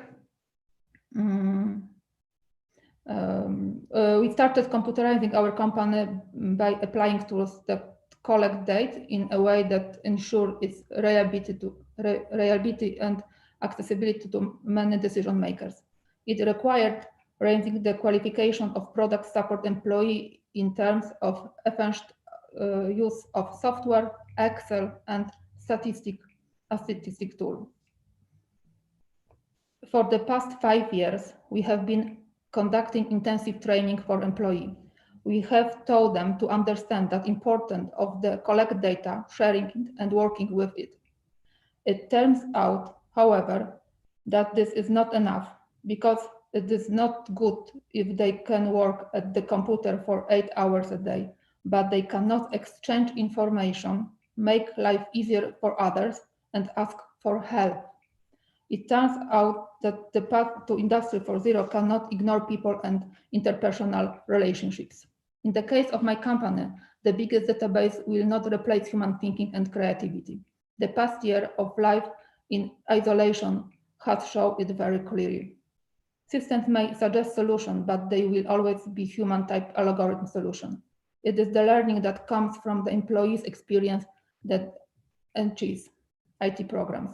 There are, of course, intelligent self-learning systems, but my industry is not at this stage of development to research for such solution yet. So, what is the biggest challenge for me in the context of Industry 4.0? The soft skills of employee. Teamwork, understanding others, appreciating others and their differences, willingness to exchange information and understand that we are in together, that we are in the same boat.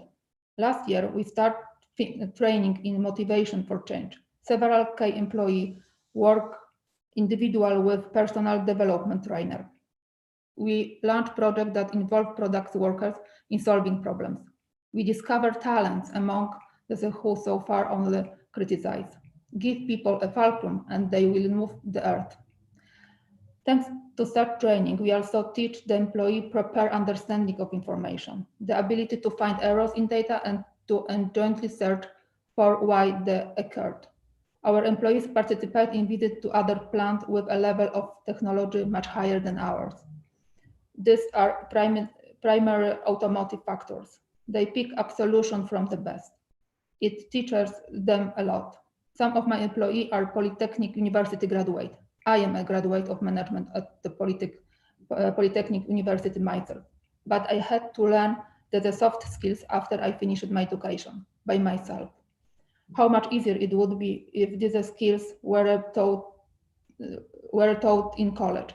The abilities to manage projects, solve problems, conduct teamwork, communicate, manage time and change.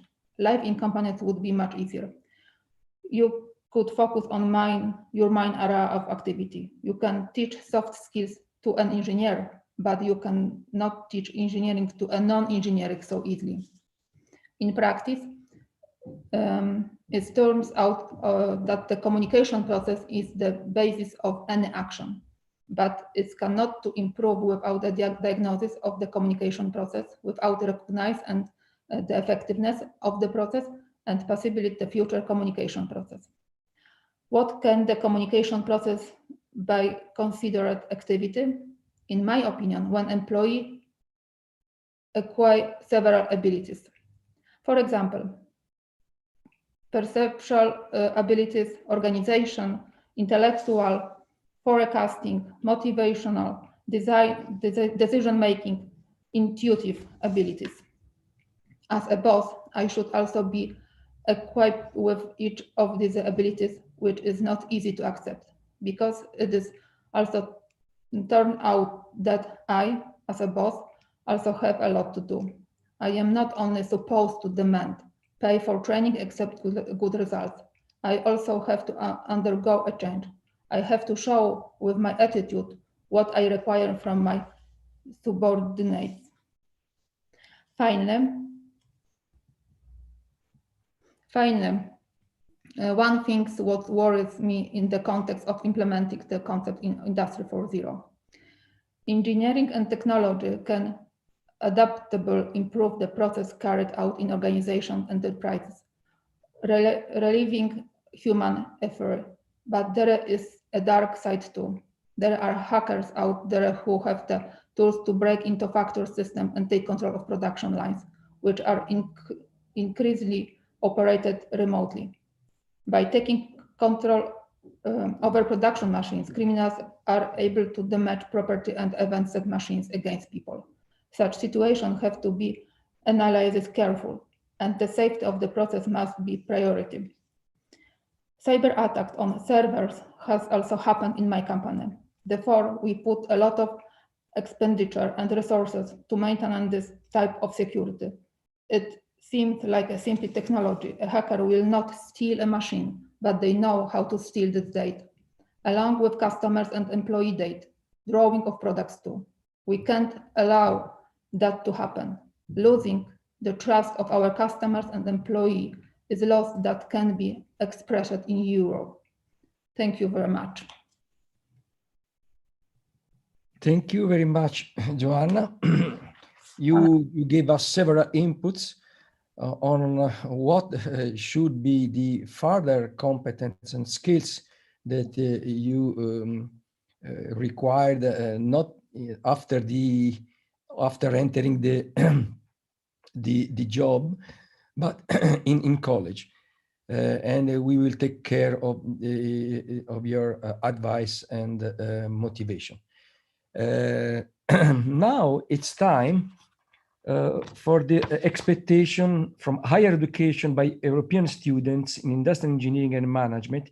We will hear the voice of students, and I'm very pleased to introduce Maria Serodio, that is Vice President Education of the European Student of Industrial Engineering and Management, STEAM. Maria, the floor is yours. Please. Thank you very much. Let me know if can you see my presentation? Yes, perfectly. Yes, great.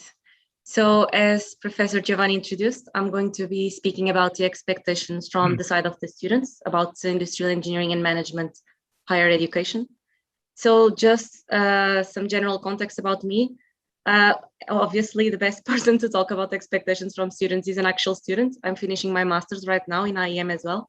And I am the Vice President of Education at STEAM, which for context is the European Students of Industrial Engineering and Management.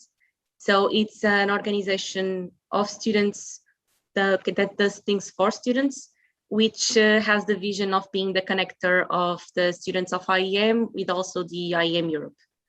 And overall, we provide opportunities for the students in the areas of career, personal, academic, and intercultural development. So we gather people from all around Europe, 75 universities that have IEM degrees together for development and connections between each other. So the topic of this session, expectations from higher education by European students. By talking to a lot of students when preparing this presentation, I came to one very simple conclusion. IEM students' expectations from their degrees, it's quite simple. It's to complete the degree and feel prepared for their professional life. It's as simple as that. That's the vision that the student has from the time in the faculty. And in order to feel prepared for the professional life, there are several areas that need to be developed inside the student's path, inside the university. One of them is obviously soft skills that have been highlighted several times throughout this morning. Also, IEM hard skills, the actual contents of the IEM degrees, the practical experience that we definitely need, not just the theoretical setting, the career path that we as IEM students can follow, and the understanding of the professional context of IEM at the moment.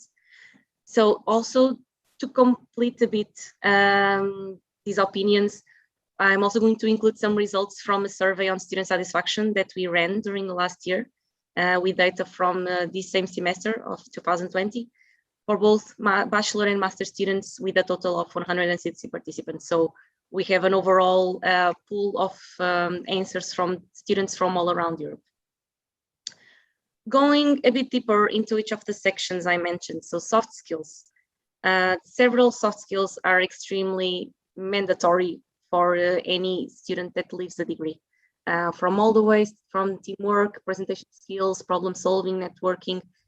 these things are going to be extremely valuable for our working life, and without them, we are just going to be professionals that are very weak in terms of interpersonal relationships and also the daily life at a company or in the factory. So unfortunately, soft skills are often overlooked by some universities, which is something that we could clearly see by the answers of our students. Only 15% of them said that the subjects that they have during their degree are somehow promoting the development of soft skills. So it poses the question, if we cannot find this in our higher education inside the courses we have, what do we do? Usually students turn into extracurricular activities, which also poses two main issues. One of them is that faculty's programs actually need to allow time for this. So if a student has an extremely demanding schedule, they are not going to be able to join these extracurricular activities that could be filling this gap that the university is not providing. And also a big problem also for the universities themselves is if the development of soft skills is turned only into the extracurricular activity side, then there is no guarantee that the graduates of the degree will all have the soft skills developed, because it's something that is very up to the decision of each person to get involved or not. However, of course, some faculties have great initiatives. I made a small list of some that I've come across in the different faculties in Europe. There are some great things going on right now. Some universities that are providing ECTSs for people that are joining associations or attending and organizing big academic events. Some universities provide a lot of supports and even partner with the local student associations to together try to fill the gap. There are faculties that have actual courses focused only on soft skill development, or others that also include this soft skill development inside the actual subject. So while providing the content on a specific IEM hard skill, also including some evaluation parts and also some teaching part on the soft skill side that is also needed when transmitting this information. Then, of course, group work helps a lot with teamwork and presentation skills, joining different projects, having even projects with people from different degrees. It's also very rich. And one that I personally find extremely interesting is to allow students to have contact, not just with students and professors, but also from people from different scenarios. For example, having a subject where they have to enter in contact with a CEO or an entrepreneur, or having a session by a professional trainer. This kind of different experiences also allow students to interact in a very different scenario than what they are used to. Going now into the IEM hard skill part, also extremely important for the formation of any industrial engineer. IEM in general has very different areas when it comes to itself as a degree. From all the way into the more engineering side with the basic sciences, the engineering subjects, also to the side that is a bit more related to the management side, to the business perspective, with the management topics and also some core industrial engineering topics. And at least what we feel as students is that there is overall in Europe a very fragile balance between what is the engineering side and the management side, because there are some courses all around Europe that have way too much engineering compared to what will actually be the professions that people will follow, so that they don't get enough insights into what are actually the skills they will be needing when they actually get a job in the area of IEM. And on the other hand, there is also universities that have too much management and don't cover almost the engineering side, which then of course creates a very big lack in terms of the knowledge of tools and softwares and the development of logic thinking. Overall, we try to also bring some direct quotes from students that fuels also our survey and in our focus groups. Some students feel that they even need to go look for online courses and a lot of other materials to try to complement the education they have on topics. For example, in this case, it was data science, that the students felt that the university was not covering this area in a way that it was enough for him to follow a career there. Other students feel like some universities don't embrace technology enough.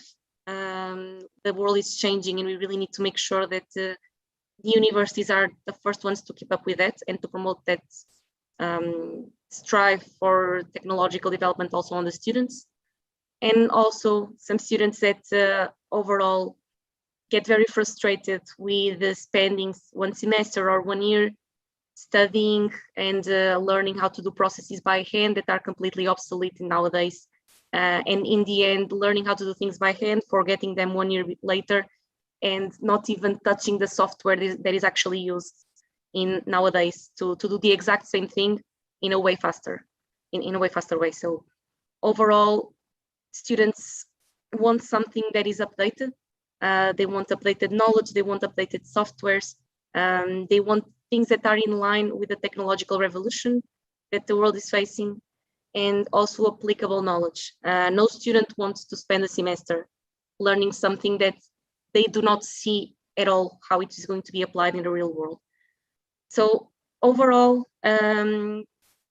we expect universities to have a very proactive approach, understand the markets that they are operating in, understanding what are the needs of the students, the needs of the companies, instead of a reactive approach of just updating themselves and keeping up with the trends if they get complaints from the students or feedback or from the companies. So really being an initiative that comes from the university to keeping on updating themselves, providing the best knowledge possible, and providing something that is updated and necessary in the modern society for the students of IEM. We went to the research as well. What are the main skills that are demanded from industrial engineers? And obviously, industrial engineering has a wide variety of different areas that people can work on, all the way from quality into project management, sustainability, corporate business, data science. There is a wide plethora of jobs that people can have, and also a very good overall employability rate for students. But also they expect that these areas, even though they are very wide, they are able to explore them. So for example, a student that knows in their third year or when they are starting the masters that they want to have a career on lean and on quality management, to be able to have more than one single subject on that. So students, when they start to learn what they want to do in their lives, they expect to also have the possibility to dig deeper on those areas, to have something that the university provides that is actually helping them to develop and creating the path that they aim to follow. And also, of course, they expect that the things that they are learning are in line with the current demands of the market. So as I was saying, a student that joins a prestige university is expecting to learn the things that actually he will apply in 2-3 years when he leaves the master's degree. Then coming up to the part of the practical experiences. It's extremely important for all students, as all the professors know, to actually apply the theoretical concepts in a practical way. So with experiential learning, making the learning stick on the mind of the students. Several possibilities in here. Case studies are a great way. Incentivizing students to actually do research, either alone or also with the professors, is also an extremely interesting option to make them research more about the fields they are interested in. Multidisciplinary projects that join things from different subjects. Incentivizing student competitions where even professors might want to be mentors of the teams.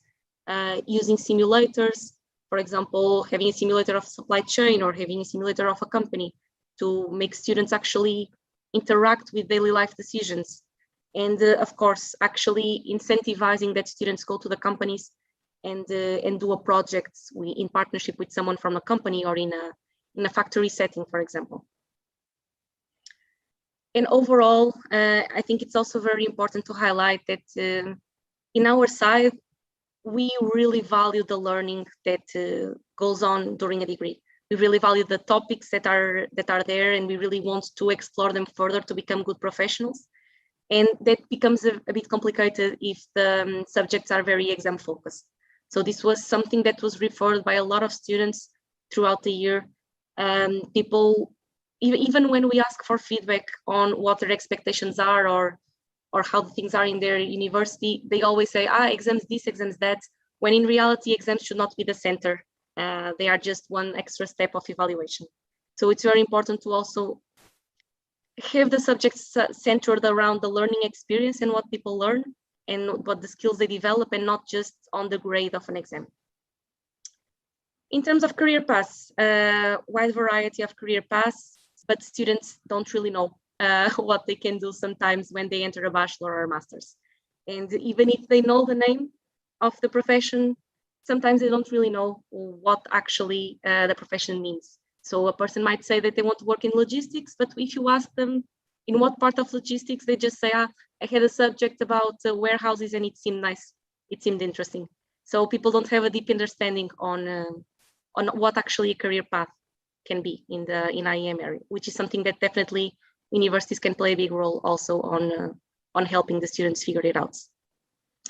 And finally, in terms of the IEM professional context, students really expect to be close to the future working environment and getting to know it a bit more personally. This means that they want to understand what are the real life applications of what they are taught in class. And also they expect to have direct contact with professionals and their daily working environments. This is something we also ask to our students, and unfortunately, only 12% of them said that they were feeling prepared for their first job, which is a bit of an alarming percentage. So as a sum up of everything that I talked here, students expect actionable knowledge to be given during their university, knowledge that is up to date with the needs of the job market and the digital transformation, and to be developed in core soft and hard skills that are needed on today's IEM world. So thank you very much for your attention, and I hope you enjoy the presentation. Thank you so much, Maria. Very, very interesting presentation. I had some difficulty to take notes of all your inputs. You are really, really interesting. Just to summarize, I would like to share with your idea, that is also the idea of companies, I should say, to transfer the knowledge from extracurricular activities to curricular activities, in another way to anticipate what the company needs. Thank you so much, really thank you so much for your presentation. Now it's time for 15 minutes of break, and we will start 11:15 sharply. Thank you. See you in a few minutes.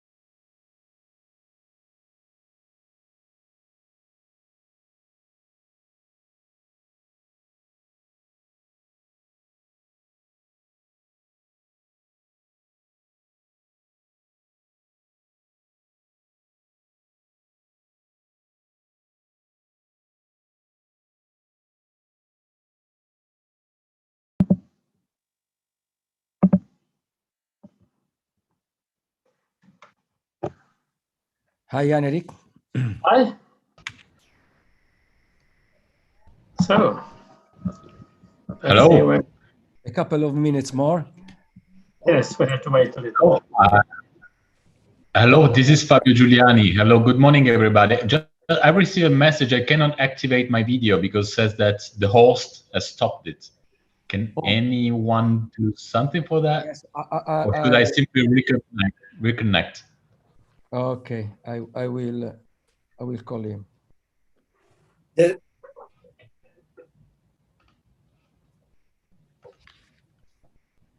Ciao Roberto.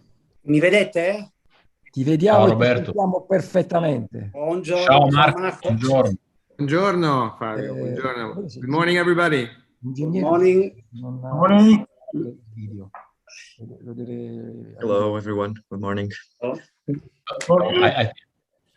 I think I will reconnect because the video seems to have some problems. So Sì, certo. I'll be back Un panelist. in a second. Sì, esatto.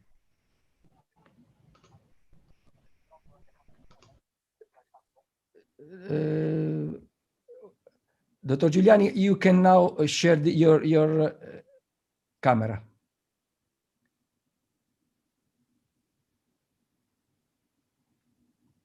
Vabbè, può lasciare anche questa slide.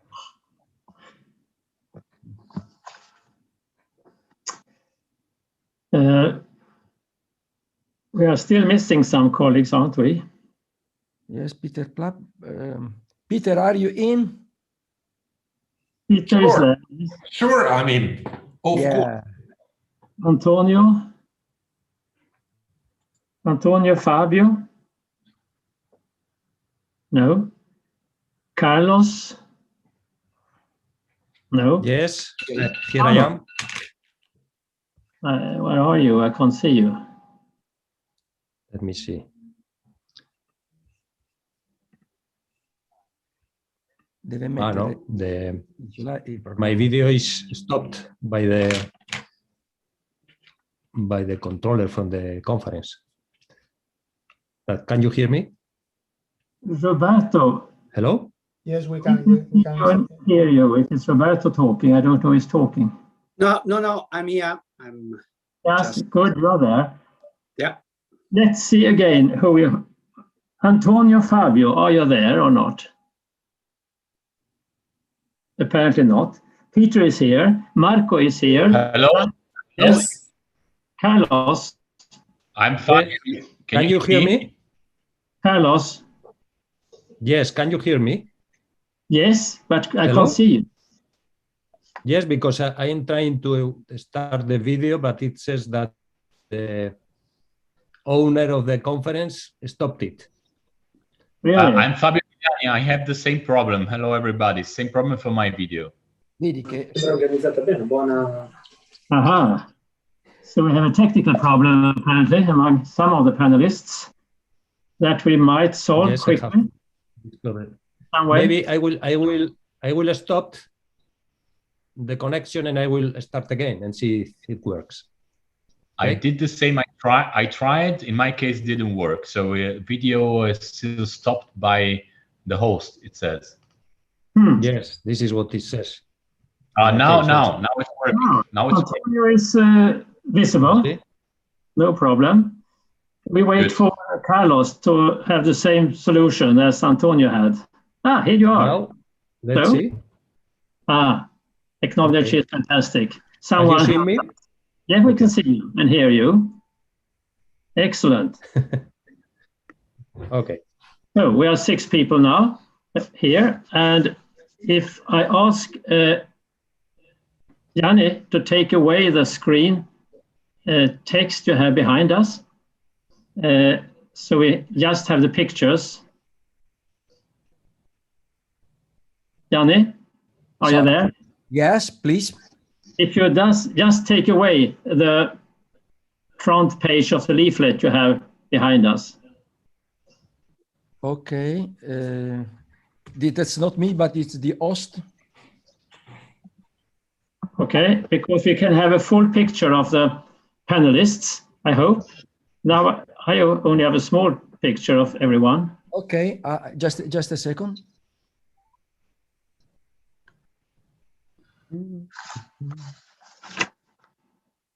So, perfect. Perfect. Now I have the panelists in front of me. You see me, and the audience will see you. That's very good. 2, 4, 6, 7. Yeah, good. Welcome here, friends, to this panel discussion that we are going to run together now for 1 hour and 40 minutes approximately.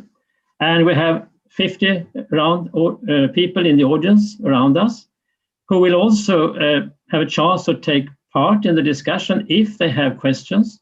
They can just mail us or on the chat, put the questions there, and we try to see when they come in so we don't miss them. But there's a good chance for you to say, intervene in this discussion if you want.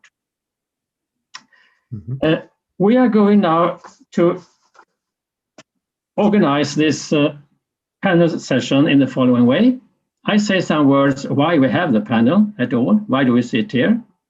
Then I give the members of the panel a short while to introduce themselves very briefly, your background and how you can have, to say, contributions to the discussion from your profession. Then I will give each panelist a chance to give a general and personal view on industrial engineering and management programs or education, or how you have experienced these kind of candidates. After that, we start a discussion on the SWOT analysis to see if we can synthesize some issues there for the future designing and content of programs in industrial engineering and management. And finally, we open the floor for more questions from you who are attending, and we also have already received a question that we can take at the end and have an answer on that as well. So that is shortly my way of organizing it. And why we sit here today is just to reflect a little on what's going on around us with a new paradigm in production referred to Industry 4.0. And that requires some kind of reinforcement of the University Industry Alliance when we design the content and the goals of future higher education programs in industrial engineering and management. Because we have to face the changes going on around us, and we have to accommodate our programs in a way that our students will have the best chance to have a good career in industry when they are ready from university, and also to meet the requests you have in industry on what kind of, say, product you would like to have from university when students are ready.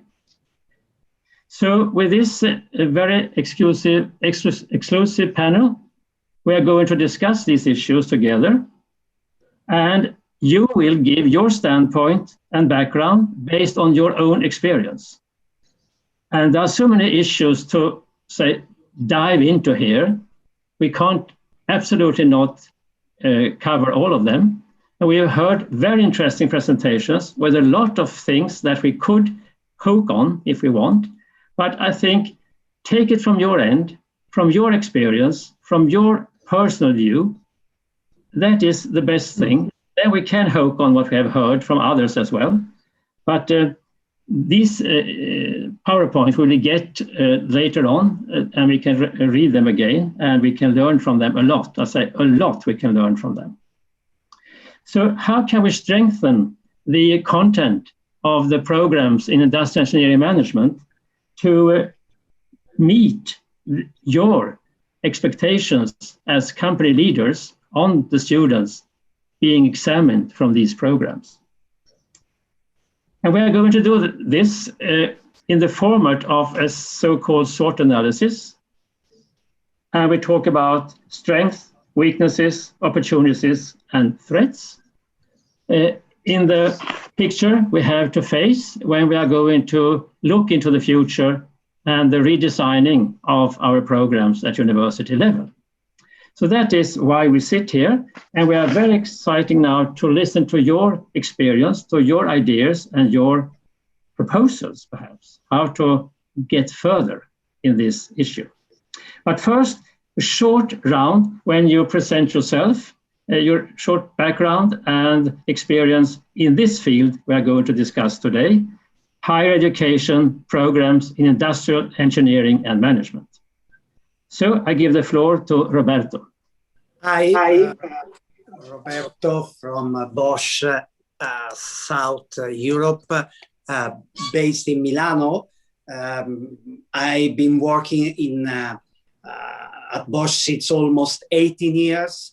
And in all those years as a Bosch, we have developed important cooperation among the university and, of course, with the goal to hire the best talent for our company. So the subject of today's discussion is a very challenge for the company and a passion also for myself. Thank you. Marco? You must. Hello, good morning, everybody. My name is Marco Taish. I'm acting here this morning as president of MADE, which is one of the 8 competence centers launched by the Ministry of Economic Development in Italy a few years ago, and is made by 44 partners. Bosch is one of them also. So I'm very proud to be this morning with Bosch here. And what I will do, I will report my experience in Industry 4.0 and my perspective from the activities that we are doing here in order to support the digitalizations of companies. Thank you so much. Luis? Good morning, everyone. First of all, thank you for the invitation for attending this session. So my name is Luis Viudes. Aside from being a student from the University of Seville, last year student from the degree of Industrial Engineering and Management, I have been for the past year also the president of the European Students of Industrial Engineering and Management. And together also with my VP of Education, we daily strive towards improving what is the IEM content that we are providing to students also. And yes, very glad to be here. Thank you. Antonio? Good morning, everyone. Thanks to Professor Mumolo and to Politecnico Bari for this opportunity. I appreciate also because I graduated in Politecnico Bari, and so I have a double reason to be happy to be here. I'm the general manager of Bosch for the region Italy and Greece, and of course in the company we have a huge need for this kind of cooperation between companies and universities or academic world in general. So I was happy to listen to the first part of the conference and looking forward for this follow-up. Thank you. Carlos? Yes, hello. Well, I studied Master of Science in Industrial Engineering in the School of Engineers in Bilbao. And I have been working in industry for more than 30 years. I started like a technician in nuclear engineering, then in steel optimization with industrial computers. And then, I will explain later in the presentation, I found out that to do things happen, I needed to go to the executive area. And this is what I did. I have worked in ArcelorMittal as Vice President for Logistics, in Gamesa as Director of Strategy and Business Development, and another Chinese company in wind and solar energy. Right now, I am working in my own company, and I am assisting companies and participating in innovation products that I will explain later. Thank you, Carlos. And Peter. Yeah, thank you. First of all, thank you very much for inviting me for this panel. For my professional background, I spent 16 years in automotive industry here in Europe and in the United States. And since 11 years, I'm teaching and researching on manufacturing technologies. And I'm the course director for a bachelor program and a master program. So with that, basically, we are impacting, strategizing, formulating the needs of the students to be educated to match basically the needs of the companies. Thank you. Dear friends, I hope you don't feel angry on me that I just use your given name. That is a Nordic way of communicate, and it's easier to use given names and full titles and surnames. So I continue with the given names if you don't disagree with that. My own background is I have degrees in mechanical engineering and production economics. I have been head of school for 16 years and developed programs in this area, industrial engineering and management, and renew them a lot at my own university during these years. I also been appointed by the European Commission to be Bologna expert for Europe and the ECTS counselor for Europe. So that is my background. Today I am running big projects financed by European Commission on knowledge transfer into countries outside Europe. So now we know who we are, and I think that you should give as panelists your personal view on or experience on programs in industrial engineering management as you see it from your end. And that's the first introduction of yourself and your background in this field. So I go around a little randomly between you, and you give your vision. And I start this time with Antonio. Yes, thank you, Jan-Erik. As I said, there's a big need of this kind of cooperation, and this is also given by the experience that I had in several fields of the company. You know, Bosch is working into technologies. I have to use the plural because we are active in so many industrial fields, and not only industrial, also in research and development. And for this reason, this wide portfolio of activities cannot be exploited without the cooperation with with universities, with the academic context. And I think we did this improving that over the last years, but it is not yet enough to exploit all the potential that we have. So for sure, compared to when I made my experience at Politecnico of Bari, many things have changed in the right direction. And we really took advantage of that in a company like ours, with a lot of exchanges. And I was active in, and still am in the production plant, so very close to the manufacturing. And so, of course, this boost towards digitization was also possible because of this cooperation with universities, of having students here making, for example, their thesis and so on. As I said, this is of highest importance, and I also like to mention another example, what we are doing in Milan for sensor design, for example. This is also possible through this kind of cooperation. As I said, we are on the right path, on the right way, but there's a lot to do still to increase and improve this kind of synergy. Mm-hmm. Thank you. We jump to academia, and Marco. Yeah. Let me say a few words about this the fact. First of all, I think that COVID has been an accelerator of the digitalization of industries. It has made evident that especially SMEs, in order to be competitive, or let me say, in order to survive, which is even worse, they need to go digital. So I think that what we need to do is to invest in spreading more the word towards younger generation, in order to make them more interested towards industrial engineering, toward digital technologies, and especially to be more interested in SMEs. Because the risk I see here is that SMEs will not be able to find the right people with the right competences. Younger students or younger graduates are more attracted today by large multinational companies because they are able to provide up-to-date technologies. We heard what Antonio Fabio just mentioned that they are doing, and they are an example which is followed by many other companies.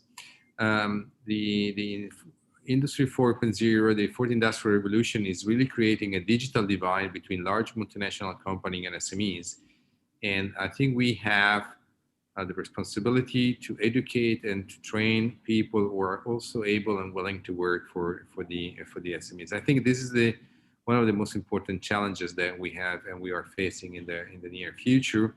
And this is the reason why in my university here in Politecnico di Milano, we are revising the curriculum, we are revising the content of the courses in order to provide not just, let me say, theoretical know-how for engineers of today, engineers of the future, but also to provide a more practical and content-oriented know-how in order to make the students and the graduates ready to be used, let me say, by SMEs.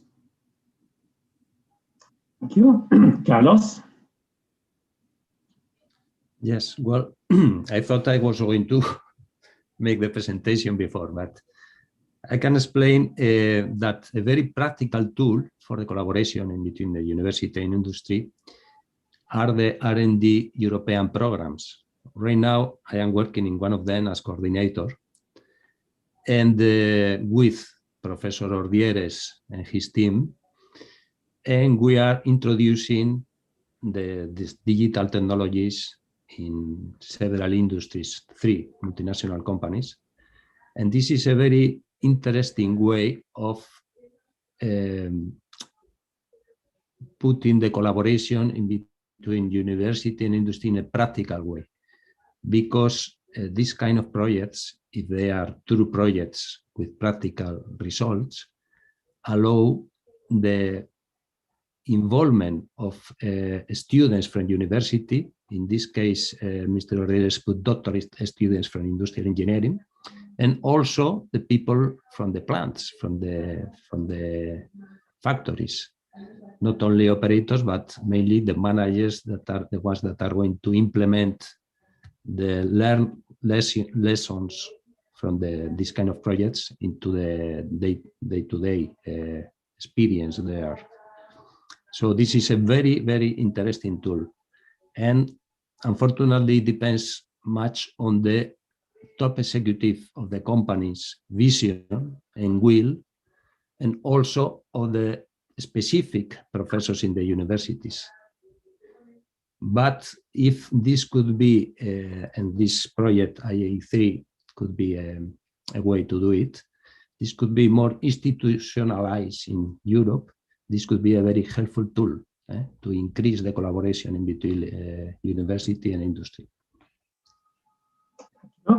We jump to academia again, Peter. Yeah, basically the scope of the university is threefold. We are supposed to do research, we're supposed to educate students and contribute to the national or greater region society related to culture and economy. Let me give you examples for all 3 areas. The companies want to get something out of the university. They want to get know-how, relate to Industry 4.0, and they want to get well-educated employees.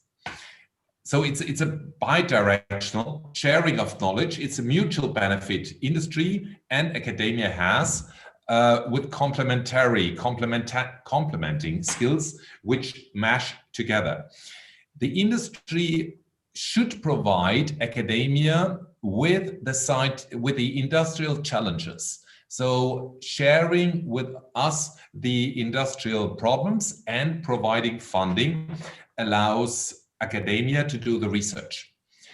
Relate to education, what we are doing in our programs, we have a lot of external teachers who teach projects, project management, assembly machines, case studies, and provide industry internships, complementing with those skills our theoretical academic teaching about digital factory planning, programming, robotics. In the area of 1/3 of our teaching is from the external industry. Similar in research, the funding which refers to my team is approximately a quarter, which refers to industrial funding, and the residual from the mentioned European projects or national funding or university internal, which gives a pretty good mix. So, and the last item before I hand on the word is a call to action for companies. There is the opportunity for strategic partnerships.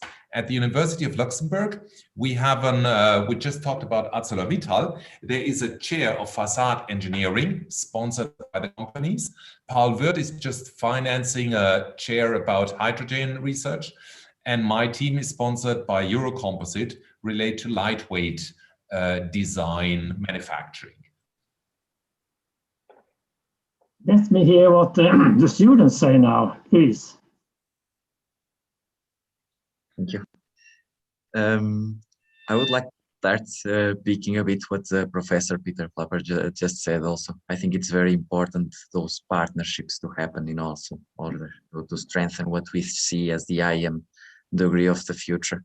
So in terms of from what the student expects of learning how to deal with those practical problems in business industries, that of course the focus lies on how to find those solutions to problems while combining a bit of those technical and scientific design perspectives in general. So I believe that in terms of what the general IEM degree should aim master's program is to train indeed those engineers to acquire a bigger overview of all the primary and secondary businesses process that must exist inside the industry, and yeah, especially also respect to those design and technological product processes that were mentioned already. And yes, it should aim after all to train a bit what an industrial engineer should perform on a very higher level, and give him those solid preparations that we already, my colleague Maria mentioned in the morning, in terms of what is the engineering sciences, trying to cover all the different fields from production management, industrial logistics, quality engineering, hygiene, safety, work, technology, systems. So indeed, intending to provide those future professionals with some of these previous, not only fields of industry, but also connecting it with some basic skills that also engineers should perform, such as being able to analyzing a project or improve and optimize different processes inside the industry. Even having some leadership techniques and more problem-solving competences for its teamwork. So yeah, after all, complementing a bit what have been said here, aiming to have those trained engineers on a higher level. Finally, Roberto, you give your input. So talking about SWOT analysis to renew, to rethink, to higher education in the industrial engineering, from my point of view, of course, all the colleagues mentioned the importance of the cooperation between companies and university. So my experience on that we have very excellent example.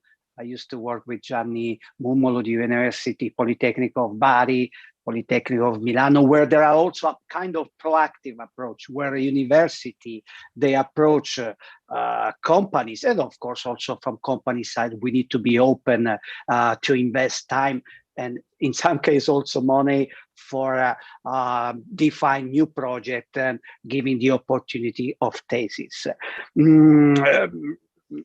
Hearing also Luis and Maria from the student side, my experience also as HR is also the balance between the technical competencies and the so-called soft skills. My experience, having hired 1,000 of engineers in my career, the technical background, especially when we are working in large multinational, is something that we are able to fulfill with the terms of Industry 4.0, where we should really work very close or are in the soft skills competence of communication, teamwork, collaboration. And the second, in terms also of renew of the higher education in the industrial sector, we need to make a common effort between company and university to be more attractive for the female students. I think that the gender balance in all sector is very important. And unfortunately, if we see the percentage of the female students that they are deciding to select an industrial engineering academical path, at least in South Europe, but I have also data for entire Europe, is very, very little. So how to be also attractive for the young generation, especially the female, to select this kind of career path and study path. Thank you. Thank you. Well, we are talking about industrial engineering and management programs, and we have audience from all Europe with us today. And we know that the design of these programs is different in different countries. We don't have the same design. We call the programs industrial engineering and management, but we design them differently in different countries. For example, in my country, we don't have internship. In Italy, internship is very important. In Spain also. We also talk about a 5-year program ending up with a master's degree in industrial engineering and management. There could also be a 2-year program ending up with the same title. Sometimes a 1-year program ending up with the same title in UK, for example. So there are different approaches how to run this kind of education. But we talk today about more generic issues around the program. We can't go into the details how different countries are doing because they have the right to solve these design problems as they want, of course. We also have to think about how can we match the demands from industry with the possibilities to deliver from academia? Or should we deliver what they demand today from industry? Or what kind of time horizon do we have when we educate students?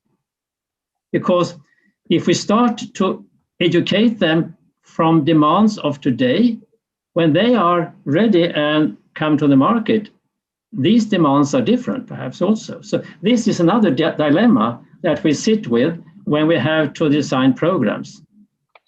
And we can discuss different things now because we have to go through the 4 issues of SWOT and see how we can approach the different things here for the future. And now I let you ask the word when you are ready to say anything. So we don't go around as I did now. It's a more free, open discussion. When you show me your hand, and I try to make a notice that you would like to enter and say words. So if we start with a brief discussion on what strengths do we have today in our programs? What strengths do we have in our collaboration with industry? What is worth to take forward among these issues? Then we talk about the problems later on with weaknesses. Now we concentrate on strength. What is good today? What do we don't want to give up? Because we have such a good experience of that. That's so beneficiary for everybody to continue like that. I would like to hear your words on that. What do you see as strength in the designing of programs in our field today? Who would like to give inputs here? Please, yes, Antonio. Yes, yeah, we're talking about, when we talk about digital, of course, we're talking about tools, we're talking about instruments. What is beyond those is the process. And this has to be, it looks very trivial, but has to be reminded all the times, in my opinion, not to focus on the tool, but to focus on the whole cycle of what we're talking about. So in this context, I think one of the biggest trends I see is that the lean manufacturing as a methodology is a starting point, and it has to be taught into universities before using any kind of tool, including digital, of course. What we normally do, we talk about process mapping, process design. We map value streams with mapping and design. We want to draw the desired state. And this is the basis. This has to be taught to students to think about the process and what we want it to do. And after that comes the tool, comes the instruments that have been developing over years, of course, and now are going towards this kind of strong and marked digitalization with AI, for example, and Internet of Things. But I mean, I think what universities do at the moment in teaching lean manufacturing to students is for sure a pro that I see, and a strength that I would like to underline. Well, Antonio, should always a program in industrial engineering and management be based on mechanical engineering issues?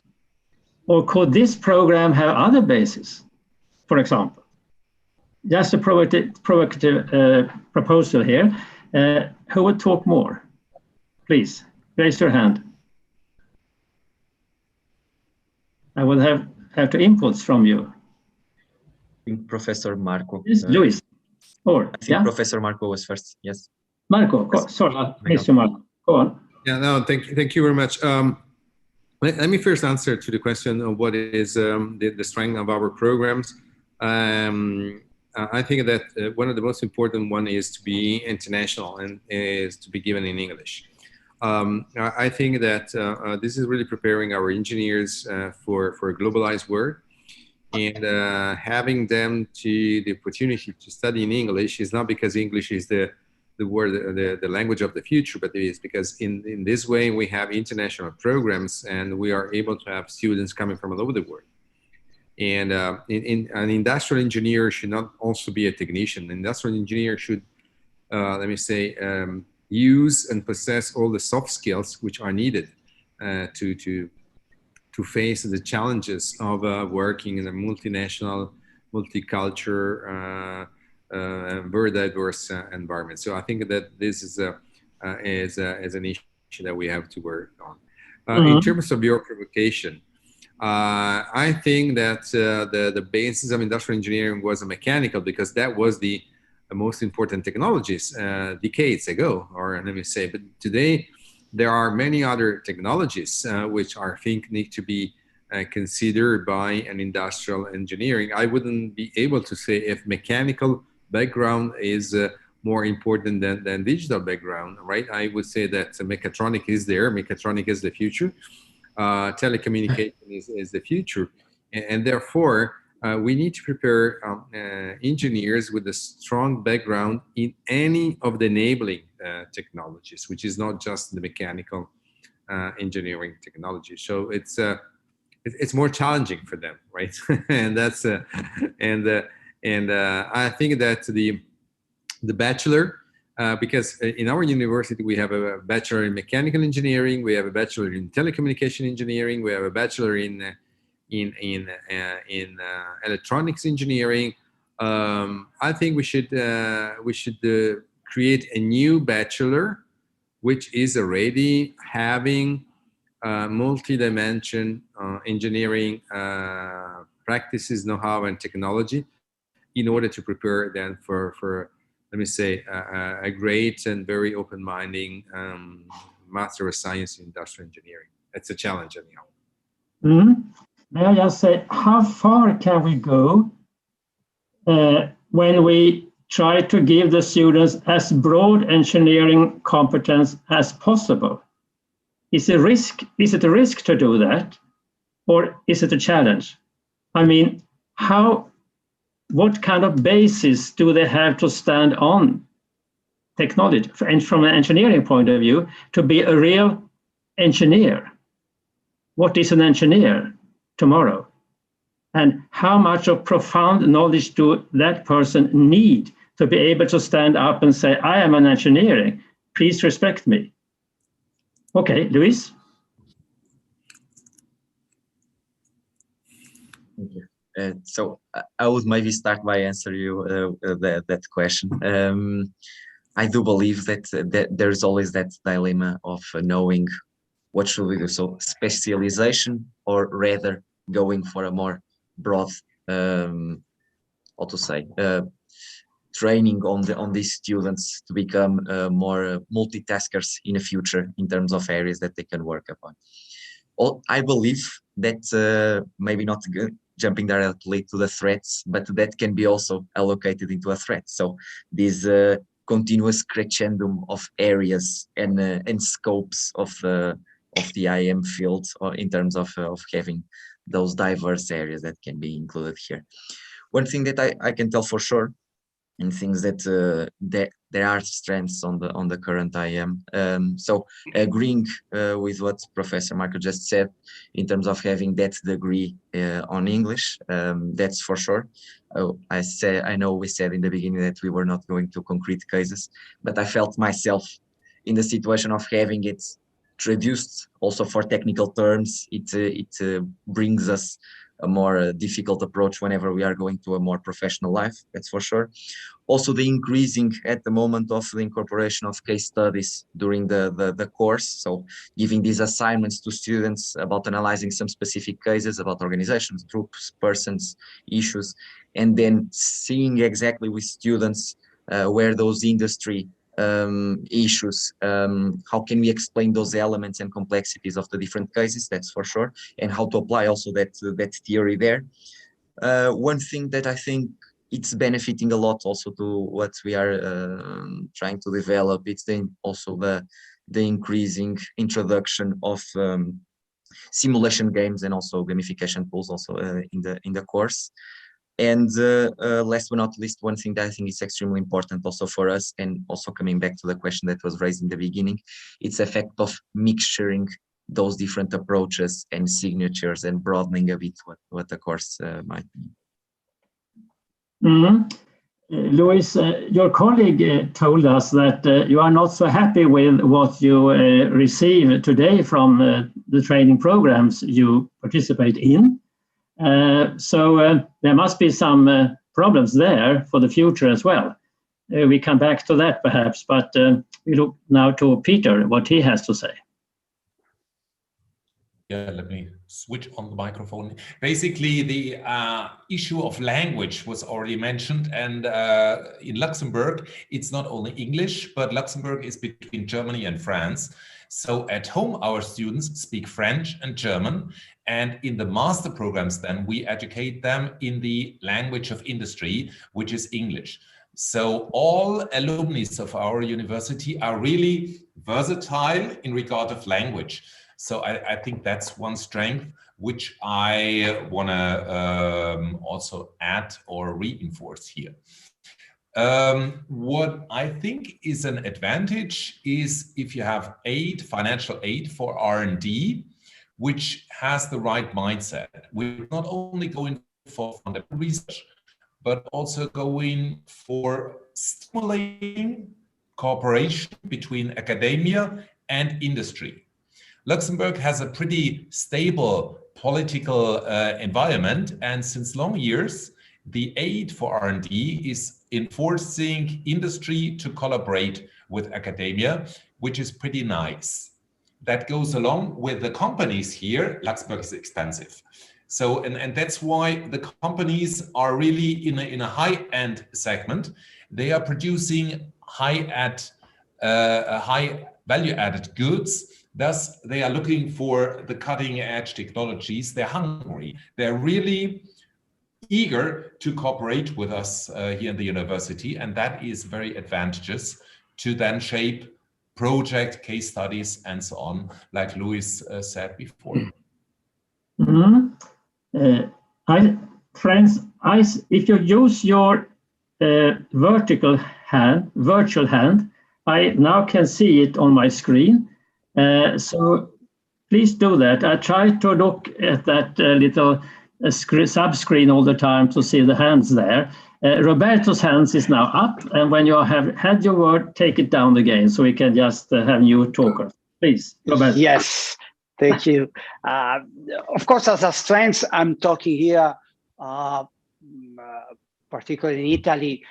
You mentioned the opportunity to make internship during the study that will help the students to improve his or her technical competencies and to make first experience in the, let's say, in the industrial world. Of course, the combination between the technical background that during the university program, the students, they are achieving with the so-called, Luis was mentioned, this multitasker approach, which is, by the way, in most of the multinational and also other companies, probably one of the best competencies that we are looking forward. So as a strength, I really see that during the academical path, the students, they are really receiving a common understanding about all, let's say, the technical background. So this is my contribution. Thank you, Roberto, for that. I feel a little bit ashamed talking from my end of the world that we have given up all kind of practical training, internship in our programs in the Nordic countries.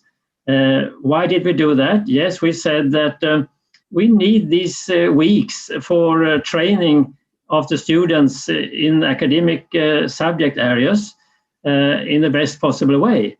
And we wanted to have them at academia all the time, all 5 years, and don't send them away for internship as a part of the degree requirements, so to say. Students, they do their own internship in the summer holidays, but it's not accredited in the degree in the Nordic countries. So that's a big difference between us. And I understand, Roberto, when you talk about these internships, how important they could be for this alliance between academia and industry, especially for the students, because they are the beneficiaries here. They enjoy this kind of training in a, so to say, organized way that we don't give them. They take a summer job wherever, but it's nothing to do with the degree they are going forward to receive. So we have differences again. I see now no hand up here. Let me check. Peter. Yeah, Peter. Thank you, Peter. Yeah, basically, and Eric, what you are saying about the industrial internship, I experienced being educated in Germany, coming from with a German background where half a year is mandatory, half a year of industrial internship is required during education, and coming to Luxembourg, which lives off banks. Luxembourg is a financial country and near is dirty. Sorry for that one. So an industrial internship is not really rooted in the national culture, neither in the country nor in the companies. So it's considered dirty. It's considered not needed for academic. Similar, like you just said, from the Nordic country, it's not considered for an academic education. And I'm pushing for that one really strong to get it offered by the companies. And what the companies then offer is fin d'études project. It's a thesis, because of course the company wants to get something out of it. If they get a almost finished student, they would like to have the student to work as engineer. But an industrial internship is standing on the shop floor and doing grinding, doing some not tie work, blue collar work, and learn what's happening on the shop floor, which we cannot educate from academia. So I'm suffering from that, as you can hear from my talk. And that's right. What we do in the Nordic countries, we let the students do the master thesis work half a year. 99% of all thesis work is being executed in industry, together with industrial partners. So that's, as you said, we can deliver to industry some result of a problem that they would like to have experience, have researched on, so to say, and they get a report on that. So that combination, perhaps, writing thesis in industry is not an excuse for internship, but it's a way to let the students get acquainted to what's going on in industry. When they are on the edge of the work market, they're going to go there next day, so to say. Now they can train on real problems. Could be good for them. What you say, Luis? You have the word. Just wanted to also introduce a new perspective regarding the internships. So I was born and raised in Portugal, but I made my degree in Spain, in Seville. So I have both cultures, academic cultures, very, very fresh. So comparing it a bit, what it is, that culture in Portugal, where you reach your last year of masters and then you have a full semester where every student is very looking forward to develop that internship in industry and after all making its thesis. When it comes to Spain, in Seville, that internship, although it's not mandatory, okay, it can also be replaced by another subject, such as, for instance, history of the engineering. So I would say once someone is graduated, okay, let's say I'm applying for a position right now, I believe that the concept of the perspective of someone that's hiring that student that has developed a whole project thesis in industry for 6 months compared to the one that had a subject regarding history of the engineering. Not talking from the company perspective, but I would assume that, of course, the difference between one another, it's quite impactful in order to, when it comes from the perspective of a company. Well, it seems to be a little bit difficult to talk about strength because they are so clear. We think that we have the best program that we run today, perhaps. So it's difficult to highlight what is good without being too strong in your own, so to say, promotion of the program. But anyhow, I think that strength must be taken on board, because if we are going to develop and change the future programs in industrial engineering and management, we can't throw away what is good. We must build on what is good also, of course. I mean, people, you are from industry, 3 of you, and in your work, I think that you always try to put your most effort on what is good and don't waste your time on what's not good. Because if you waste too much time on what's not good in the company, you have a slow way forward. But if you put most effort on what's good, it's much easier for you to get off and have a better profit, so to say. So that's in academia the same. We must see what is good also. Don't throw that away. Keep it, but make it a bit better, perhaps. But now I see, I have a hand, yeah, Carlos. Please. Yes. Well, I wanted to, talking about different experiences in the different countries. We have a clear example in Spain, in the Basque Country. Mondragon University is a university that is in very tight relation with the companies. In fact, it was originated by the cooperative movement in the Basque Country in the 60s, I think, of the previous century. And right now, the group Mondragon has 230 companies, and they have the University of Mondragon. The students make practices in the companies continuously, and they interchange knowledge with the people that are already working there, and they learn about the demands of the industry and take it back to the university. This is a real example that is running for many years already, and I think there are many lessons to learn from this experience. And they have become international. Of course, they have agreements with a lot of different universities also to make their students to do practices also in foreign countries. And I think this is a very interesting, the practical model to learn from. Thank you for that, this information, Carlos, what you have experienced in your country. Sometimes I hear people saying that we can't be too close to industry because we must be standing alone as academic partners, doing our research and our problem solving as we find best for us. And then if what we come up with is good for industry, they can enjoy it, so to say, or take it. Is that a kind of approach that you sympathize with, or do you say that this is completely wrong? Peter. Let me switch on the microphone. Yes, I frankly speaking, I completely disagree, because we as teachers do serve industry by educating engineers which match their needs. And in order to come up with the real requirements from the industrial partners, we need to interact with those guys.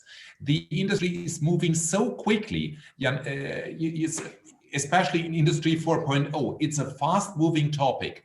So if I would rely on my old knowledge from 10, 11 years ago from industry, that is outdated. That's good for bachelor, that's good for foundation, for the which applies everywhere.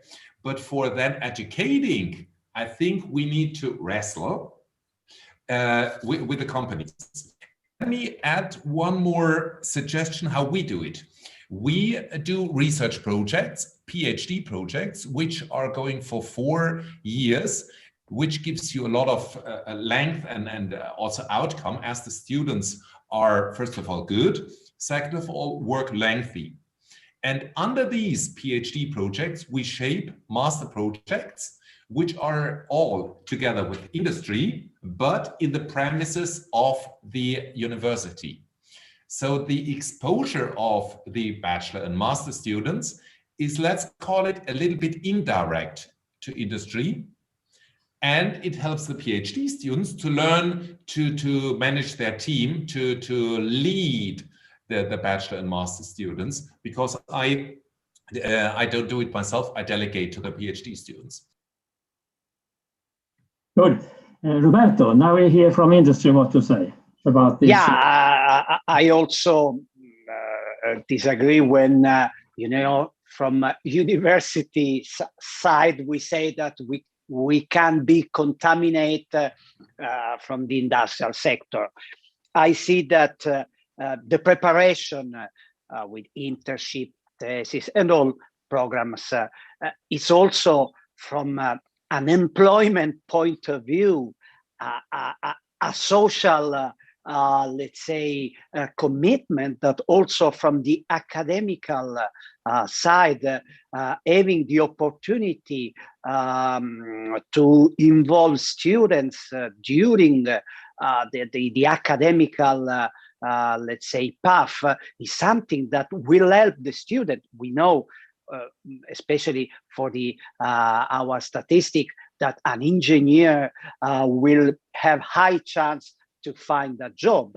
But especially in the southern country like Italy, Spain, Portugal, the unemployment rate it's very high.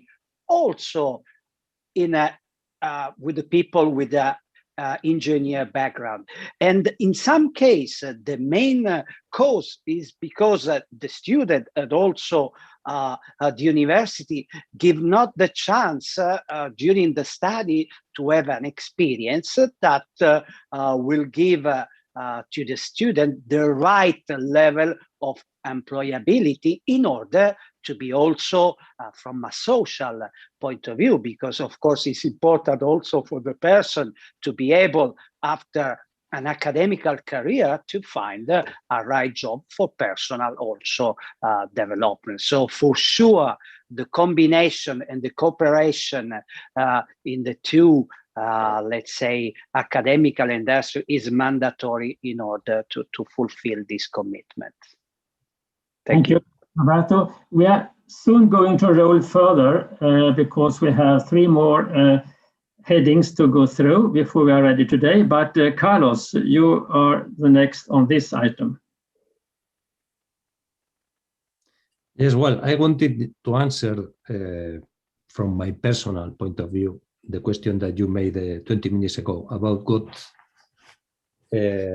what is the meaning of an engineer today.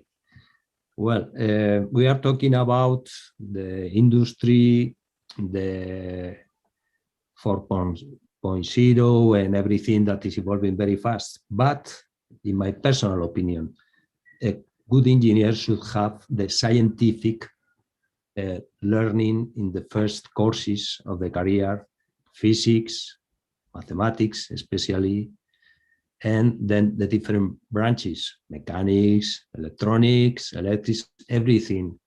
This, I think, should be distinctive of an industrial engineer. All the basic scientific training before going to the applications, because nowadays with the social networks and everything, everybody knows about everything. But the real scientific training should be in academic and should be taught via the universities. And to distinguish an engineer from other careers, my personal opinion is that mathematics, physics, and all the basic scientific training should be taken care of with a lot of care, because nowadays, because everything is immediate through the social network and everything, and everybody has opinions of everything, at least to have the base, the scientific base is very important. And engineering should be, for a real engineer, should be a must to have this basic training. Afterwards, in the last courses, all the implications related to industry and applications can be done, but first of all is the basic training, scientific training. This is my personal opinion.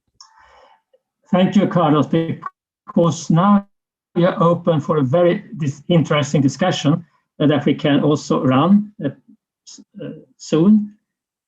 How to find the right balance between science, engineering, and management-like subjects in the program of industrial engineering and management. How much can we decrease the hours of engineering training and science training to give space for management and similar subjects? Is there a critical border there? How far can we go? Is 1/3 to go too far? 1/3 on each. Is that an unbalanced distribution? Or do we have other ideas about that? Because from my point of view, it's also very important that we as educators of students in our subject area really can say that we are not delivering a student in business administration or in management or in economics. We are delivering to the market engineering students. If we can't stand for that, we have lost everything, I must say. We must keep that in mind. That's my opinion. I should now switch a little to weaknesses. We have now to identify our weaknesses of today. You have identified them. I have also identified them. Let's have a little discussion on our weaknesses in our programs of industrial engineering and management, because they are there. Everybody had witnessed it about it. And what are they? Don't be afraid of giving the situation at home, so to say, because all of us have weaknesses and we have to take them on board and develop them. So now I open the floor, and the first hand is Peter. Yeah, like I said, the routing of the industrial internship attitude in the country in Luxembourg is pretty tiny, but also the need for industrial research, like I said, the country lives off banking and financial services. They don't want to get dirty. So the attitude toward manufacturing is a little bit less, and digitization is related to bankings and something like that. Those are the two biggest issue. And of course, the labor cost, which makes also research expensive. Our PhD students, our postdocs are paid nationally competitive, which is on an international basis pretty expensive. So I think we need to have more output to be worth this additional financing. Michael? Yeah, I think that the weaknesses is somehow also referring to what Jan-Erik you just said, that what is the right size of engineering, science, and management topics. I think that there is no answer to that question. The only answer I think we have to provide is that, let me say in a kind of fancy way, we have to provide industrial engineers, okay? But then we have at the same time to provide industrial engineers who are less industrial and more managerial engineers, right? Because those are the requirements from the industry.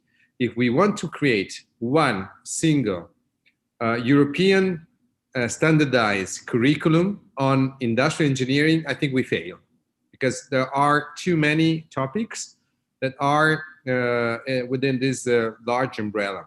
What we have to provide on the market is someone who has more focus on engineering and less on management, but at the other side, a little bit more people more with the more managerial and less engineering content. In order to allow the student from one side to choose what they want to do, and in order to create a more segmented and diverse, let me say, product to companies.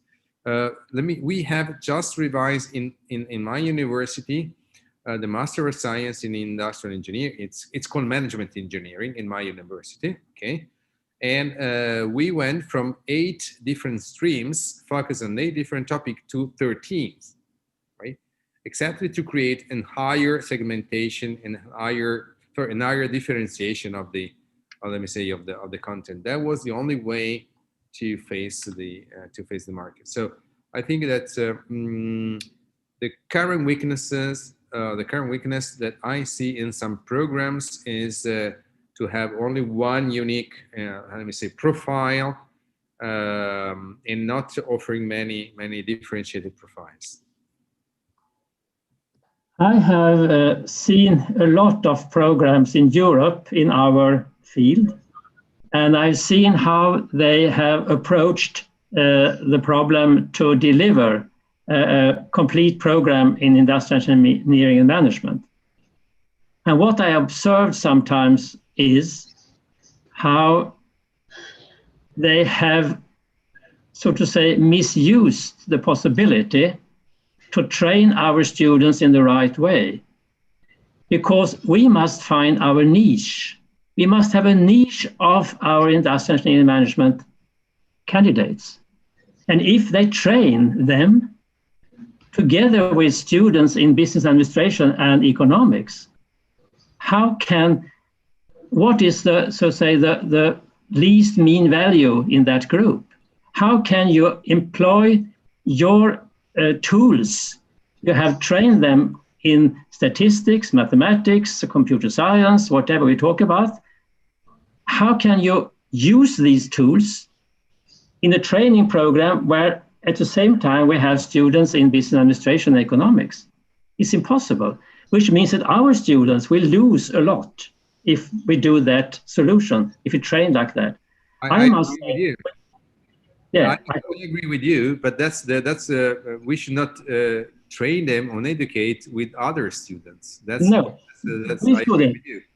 Correct, Marco, but I see these examples over Europe from time to time, very often, how they mix these kind of students.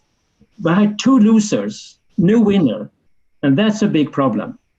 And I also see a question now from our colleague Wilfried Sinn in Vienna. He says, are we as universities quick enough in changing the curricula regarding the changing needs of our customers? That means industry. We can relate that to weaknesses. How quick are we to respond on changes? And how much do we preserve of the old days?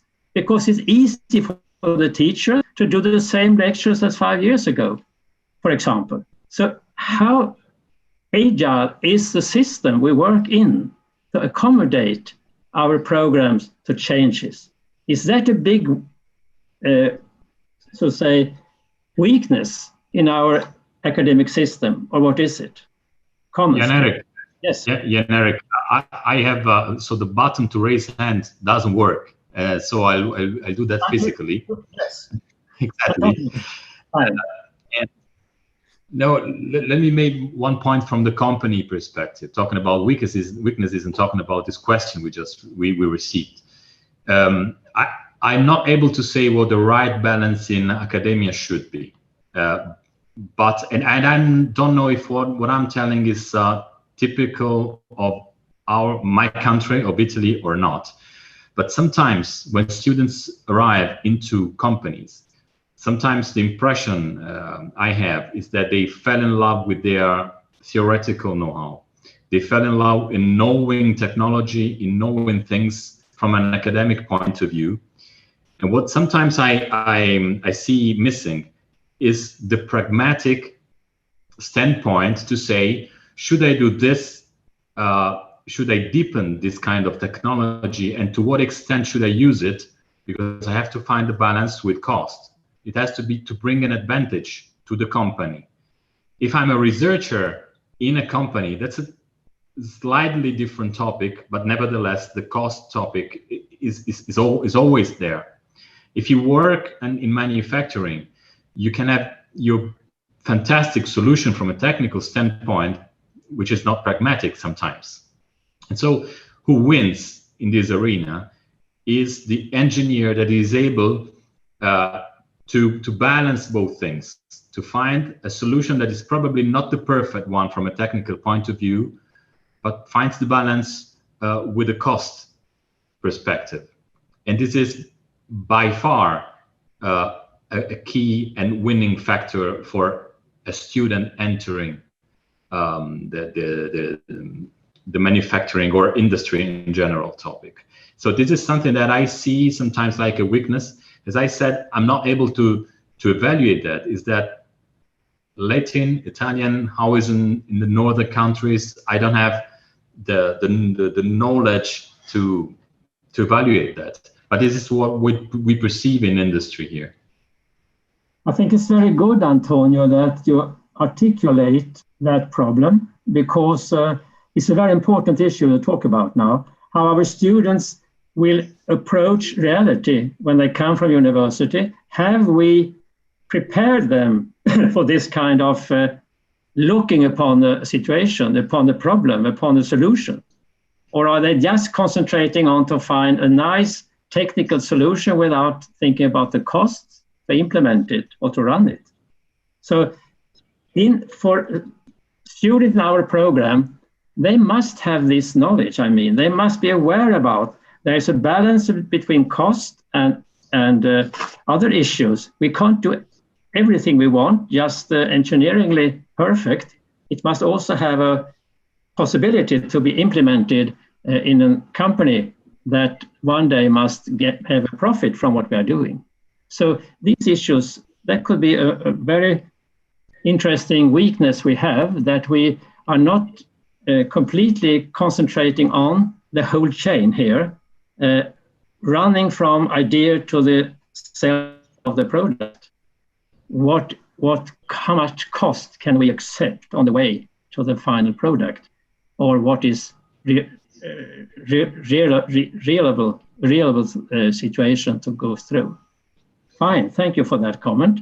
I see a hand from Louise. Yes, you could give some student perspective. Yes, I wanted to give some perspective here.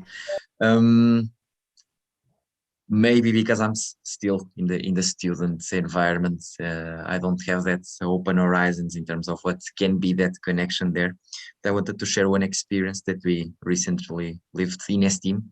So we were approached recently by one company, European company, whose mission is exactly making the onboarding of IM students to companies.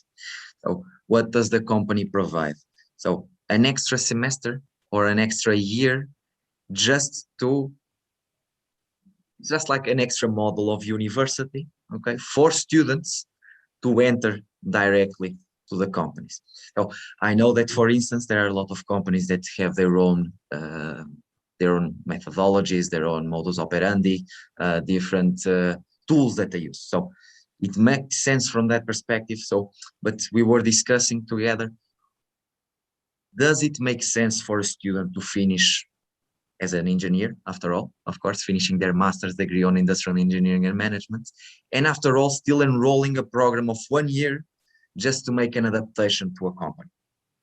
And also, my point of view, of course, once again, pushing again the point of a lot of companies have very specific onboarding processes, methodologies, etc. But also from another perspective, does it require a 2-year program, which is, I guess, the maximum that that company has for the IM students? Does it require 1 year?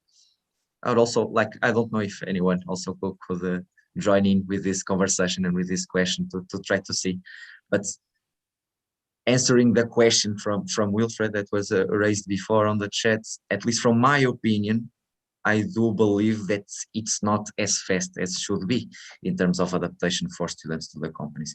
Because if there's still that need of spending that extra year or that extra formation aside from the IM degree, it's because, of course, something it's missing there. That would be a failure, wouldn't it? I mean, if you have spent 5 years being trained to be an industrial engineering management candidate, and then you have to go for another 1 or 2 years to fulfill the requirements from industry, then we must have failed, haven't we? Then we haven't accommodated our program to the requirements that I hope we could fulfill. We could train them in a way that after 5 years, they can go for the first job and be qualified. Then, for lifelong learning issues, another thing, because with the changes in industry today and in society, they can't live on what they learned 5, 6 years ago, perhaps, as Peter said, is obsolete. They must be continuously trained in some ways. That's another issue. But if we concentrate on the first 5 years in the 5-year program for a master's degree, we must design it in a way that we can be proud to deliver students who can handle the requirements from industry in the first job, at least, and do it well. Okay, Carlos has the last word in this round, Peter also, and then Carlos, no, it's only yes. Peter. Yes. Carlos, talk. Okay. No. Peter then. Luis says. So, Peter. I can't see. Peter, your hand is up. Now Carlos comes up also. I think Peter was first. Peter starts. Well, I'm referring to what Carlos said before. Basically, the university has the scope, the mission to educate students, and Wilfried's question puts it to puts the finger on the weak spot. We need to balance both fundamental education, which I think should be the bachelor, and educate the students to learn, and then in the master to adapt in the last year, like Luis said, or 2 years. Which is the current trend. We cannot educate the cutting, the latest development. We need to educate the students to learn how to learn. And then when they're onboarded at a company, continue learning. Mm-hmm. Carlos? Yes, well, I agree with Luis, but I would do it instead of after finishing the 5 years, during the 5 years, to do practices in the companies, as I explained that is being done in Mondragon University. They have had a great success for many years already.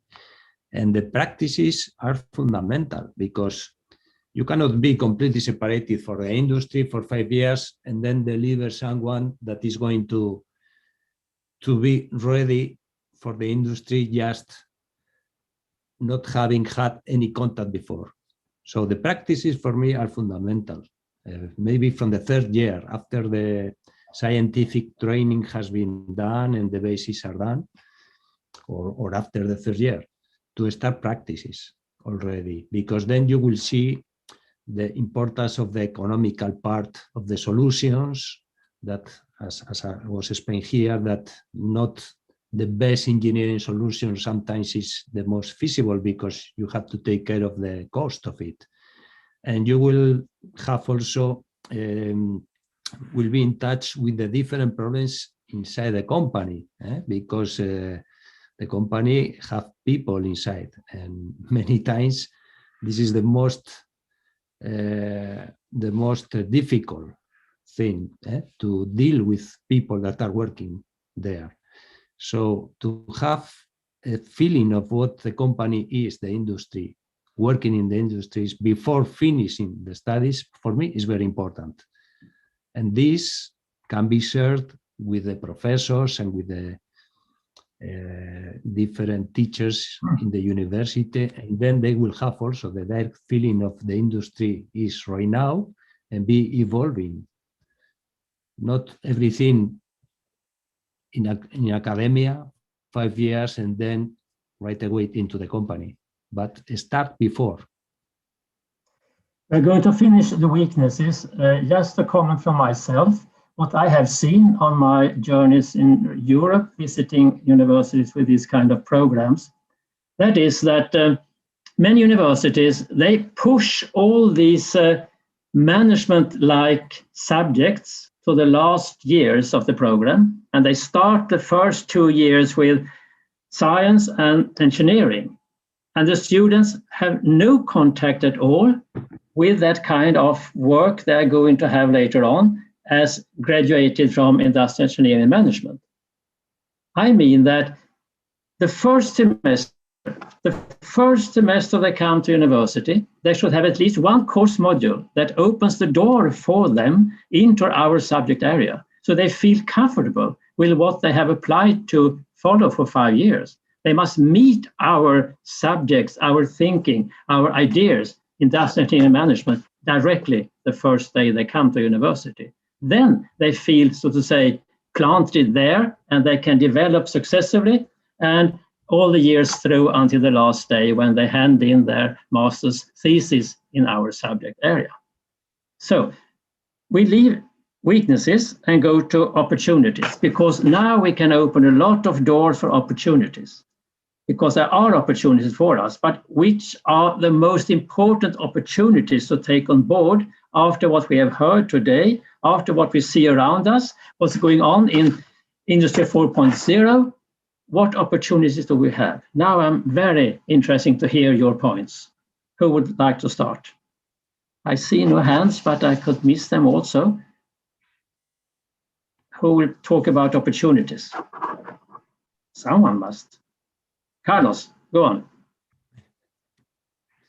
Okay, so as I said at the very beginning, the R&D European programs, kind of Horizon 2025 now, and other programs that are partially funded, and where collaboration in between university and different industrial companies are very interesting. These are opportunities because this is a way to insert students, engineering students, into the companies, but being directed by a professor from the university and controlled, and being taught in the different tools, but at the same time doing practical things, innovative things in one industrial company.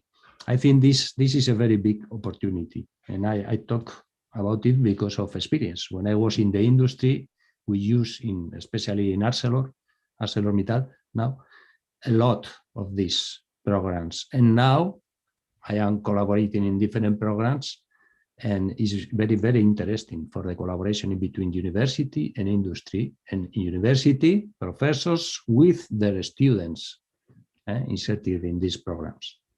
For me, this is a very big opportunity, and thankfully, European programs are still alive, and they are dedicating a lot of money for this.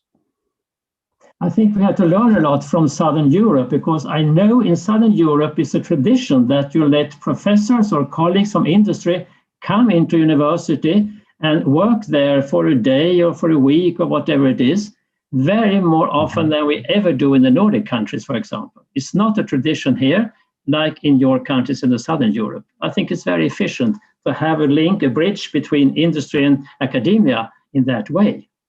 Marco? Yes, I think the opportunity here is what COVID has taught us. During the lockdown we were forced to go totally with this virtual and digital lecture, right? There were no lectures in presence. Now that COVID will be over, of course, we have reopened the classes, we have reopened the rooms, we are back to the university. But I think that students get used to have digital lectures. We, as professors, have learned how to use and exploit more and more this way of going digital. The opportunity here is that in this way we can have more, let me say, in an easier way, more lectures coming from outside the university. I have revised my course for this semester, and I was forced during the previous semester to go totally digital, and then for this reason I have invited some colleagues from all over the world to give seminars or industrial seminars, and that was easier for them because they had not to travel, and they had not to travel because this was the only solution.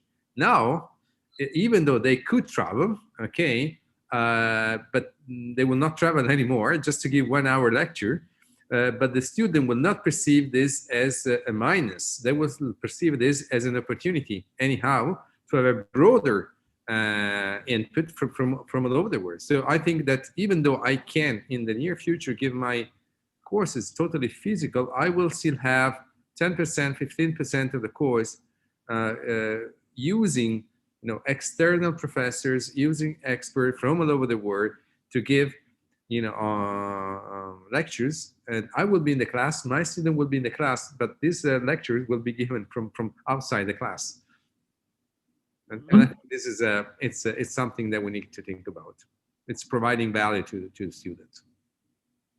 Thank you, Marco. At the same time, we heard today people saying in the first part of the conference that we must have less of lectures and more of other issues in the training of students.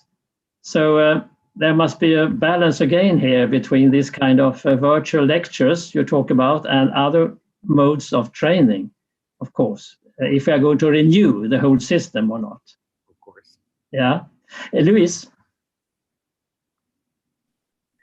Yes, I wanted to agree also with Carlos and Marco in the sense of that it's way valuable also for a student to receive a professional from industry also. I, for instance, can be the vivid evidence. Since last semester, I had one subject that was fully focused also on receiving different professionals to deliver some modules, and I didn't skip one of the lectures. So it was also very, very interesting to receive it. And since it's something that it's not usually done also as a general practice in all the subjects, also for students, it's way more engaging when we see that it's actually something new that is happening, and to check out and have this gap filled between the unit and the companies. To answer also what has been just said about also new things and opportunities that can come up in terms of practice and practical learning and that students can acquire. I think one very interesting concept that I have heard also recently, talking with a professor from the University of Catania, that they are developing kind of an IM fab, or also I know that Aveiro constructing right now an IM lab.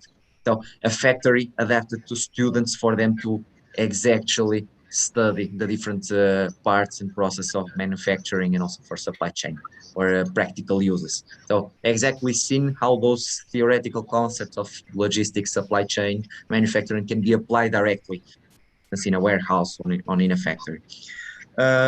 More than that, just also once again reinforce the idea that it's very important for students to have these subjects co-delivered, also like Professor Peter was saying in the beginning, also with companies, having the introduction of companies and having this possibility of having, for instance, kind of projects being supported by the companies inside of the university. And also, last but not least, I see the fact of having accredited extracurricular activities like the ones that we do, for instance, STEAM, with the credits of the university. So for if a student is taking out 1 week to also having an international opportunity of learning outside, that should be also something to be rewarded. Or if it's taking a year of leadership in a student association where he's dealing with internal development strategies, working with the direction of a whole association, international association, should be also something rewardable for a student. Yes, friends. Antonio, yes, I see your hand. Thank you. No, just really appreciate, and also would like to not to repeat what the colleague said, but simply to summarize in the sense of the big opportunity is to insist on discontamination, in my opinion, much stronger than we currently do, really on both sides. So to encourage the fact that students can breathe the atmosphere of a company even before graduating, and even the other way around, as some colleagues said, to have external teachers that give already, when students are learning, their point of view and their perspective about what the company will be looking for. I mean, this is the big opportunity, in my opinion, to be exploited. And so many colleagues said that already, but I want also to put my voice into the table. Thank you. We're talking about opportunities, and I could just give an example from what I did when I set up a new program in our field at our twin campus Norrköping in Sweden. We talked about industry representatives. How could we train the students in the best possible way for your future demand on them? And they gave us a lot of examples what was important. Mostly, as we had also in our research here in the project, the soft variables, soft and skills. But I also said to myself, how can we know that our students in our program, Industrial Engineering and Management, have a focus on the labor market that we are aware about? Do we know everything about what they are heading for? No, we can never know that. And such our program is so special in the way that we train students to be so much afterwards. We must give them a chance that during the 5-year program have a possibility to develop what they find is most important for themselves to learn based on their own, so to say, aspiration of the future. So we opened one semester saying that during this semester, you are free to study whatever you want at academia. If you want to study language, want to study subjects from culture, whatever you want, you can study, and we recognize it, because then they got the chance to develop their own personality for the future job market. And that was very efficient and very interesting what kind of subjects they chosen for this possibility, and train themselves to a future that we were unaware about, but they knew perfectly what they wanted to develop within themselves for the future market. An opportunity we can have for the future now when we open up and redesign our programs a little. I think we must continue because time is running. I have a question here from Henk van Langenheim. He says, medical doctors spend also 7 years, among which a big part practical work is included. Is engineering so much easier? No, it's not, but they have 7 years, we have 5. So if we had 7 years, we could have a lot of practical training, of course, in the 7 years. So friends, the last thing to reflect on is threats. Which are the most evident threats for us as trainers, for you in academia, threats on the future for candidates coming from our program? What do you see today? One threat that is the most dangerous for us that we must take on board. Let's go around and you give your personal view on the threats of the future. I start with Marco.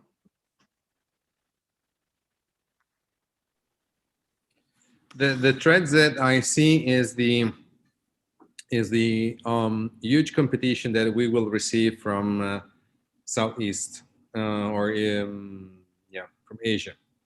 I think that they are moving very well in terms of education. They are moving very well in terms of course, in business in general, but also in terms of education. They are preparing very good students, very good graduates, and I think that their universities are becoming very attractive, and also from European students, considering not only the level of education they are providing over there, but the fact that the center of gravity of the world, of the business, is moving in that regions.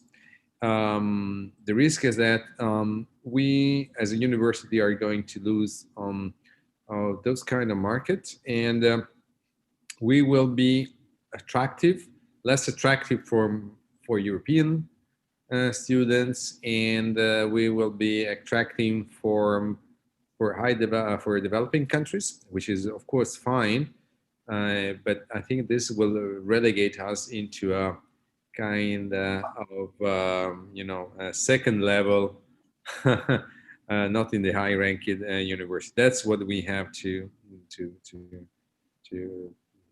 work.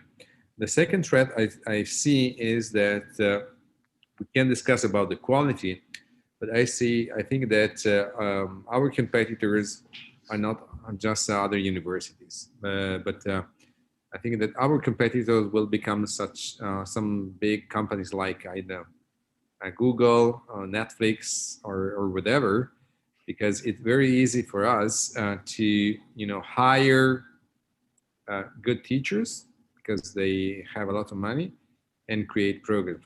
Of course, they will not be able to do it in 1 year, 2 years, but the brand that some companies like Google has is very high, and I think that they will become very attractive for faculty members. Yes, a comment, Marco. We say in Europe that our university program have to be based on knowledge, skills, and competencies. If you compare with your candidates from Southeast Asia, how much of competencies have they been trained on? Okay, we take the next, Antonio.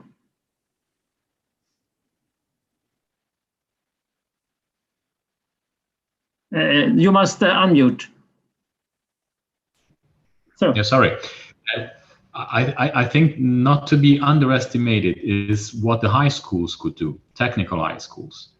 Because it's also likely, and it's already happening, that companies will recruit guys, students coming out of the high schools, because if they think they have to train students anyway, even out of IEM's faculties, they could anticipate times and begin earlier.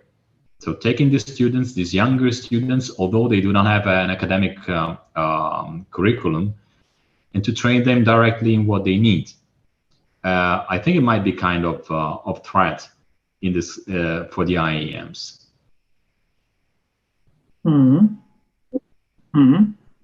Okay, we go to Roberto.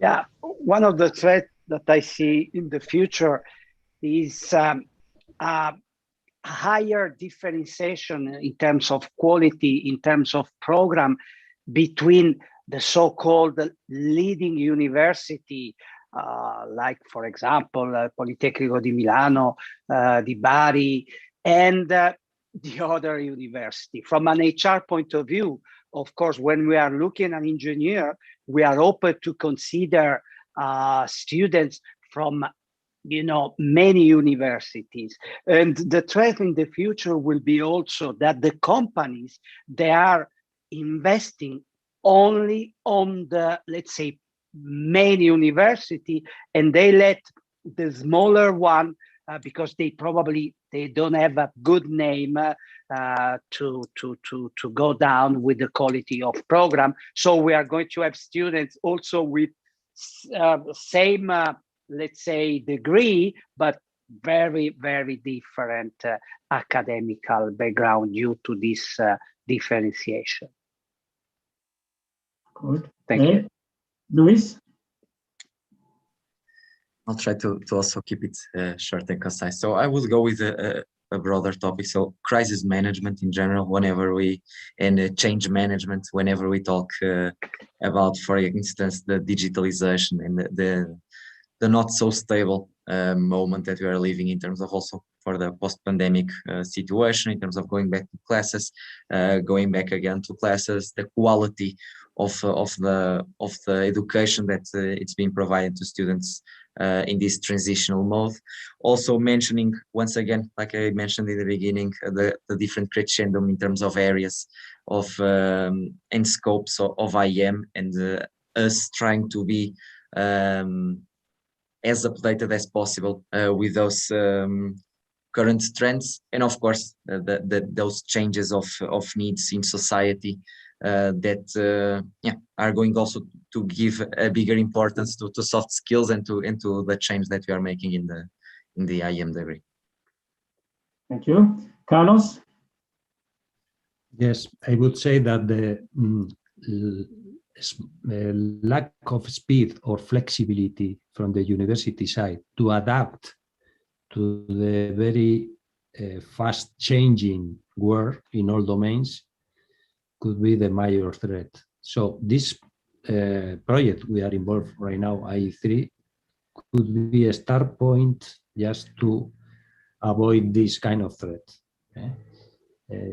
We have to run very fast because society is changing very fast also, not only in industry.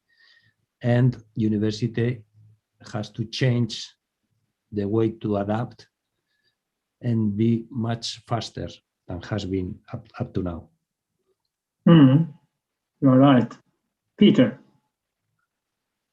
Yeah, I have basically two threats to share. One already Marco mentioned, which is the change of the economic center of the world going to Asia, which goes along with Asian universities being a kind of competition to us, of course. What Luxembourg is doing, we recruit our master students on a pretty international level. So the bachelor students are basically from the greater region, but the master students are really a mixture of international, where we are competing already today with the good universities like Milano, Bari, and also the Asian universities. So that is a threat. The second one is due to the current COVID situation. That impacts the communication between industry and academia. That also makes industrial internships more challenging. And like I said, the economic impact of the industry, not hiring or reducing headcount, right-sizing headcount, is first penalized by students, by interns, which are not hired, and that deteriorates the quality of our education.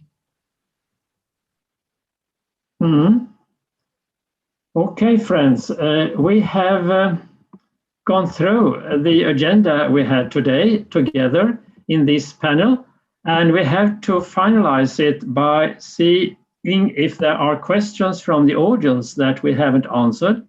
And if I go into the chat now, I can see that we have a question from Professor Jim Brown. If you can't see the question, I can read it for you and you can answer it. How do we prepare students for a further, which is unlikely to offer them permanent jobs, but is likely to require them to be very flexible as roles and jobs change? Today we front load education early in life. Should we also design educational programs for continuous and lifelong learning? Our universities need to maybe put more emphasis on adult learners and relearners. That question came early in the discussion, and I open the floor now to hear your reflection on Jim Brown's question. Please, some comments. Roberto? Yeah, of course, for me, the so-called employability during the time that we are in the company is one of the pillars of the company and of the associates. And I think this concept, so the way that we must continue in learning is also coming also from the experience that we have during the university time. So I think in the program, I like what you, Jan-Erik, said, that we can also, why not offer 6 months of, let's say, another subject that is not a technical. I can say a lot of benefits for contaminating the students to look a little bit beyond, let's say, the engineer education, and also being able in the future to have this lifelong approach will give the opportunity for us in the companies to have always a very well, let's say, trained and open for the change that nowadays in all companies and in the society is happening every day. So this concept of employability, in my opinion, is something that during the interview, I'm interviewing a lot of engineers, we must detect the willingness, and I'm sure that practicing this also during the study could be a positive aspect for all engineers. Thank you. Thank you, Roberto, for the comment. Are there any other comments on this question we just heard? I see no hands. I think it's time, friends, to wind up a little what we have done together for such a nice 90 minutes, I think it is just now. Thank you very much for your contributions. It was very interesting to discuss with you your opinion on strengths and weaknesses and threats and opportunities for our programs in industrial engineering and management for the future. So what can we say? We don't know, but we must speculate and we must make decisions. for the future, for our students' future career. One word that I heard several times today is flexibility. We must have flexibility in what we are doing. We must be open for changes, and we must have guts, friends, to make changes. Sometimes we wait too long to change because the system inside academia is lazy sometimes to change. It's easy to do the same as you did yesterday. But for the students' future, we as leaders, we must push the change forward and accommodate to what is best for them, best for industry, best for the society we can do. We have a big, interesting opportunity in front of us. So friends, thanks again much for what you did today, what you contributed with. It was a fascinating discussion. We learned a lot. Now we bring it to our heart and we try to implement it.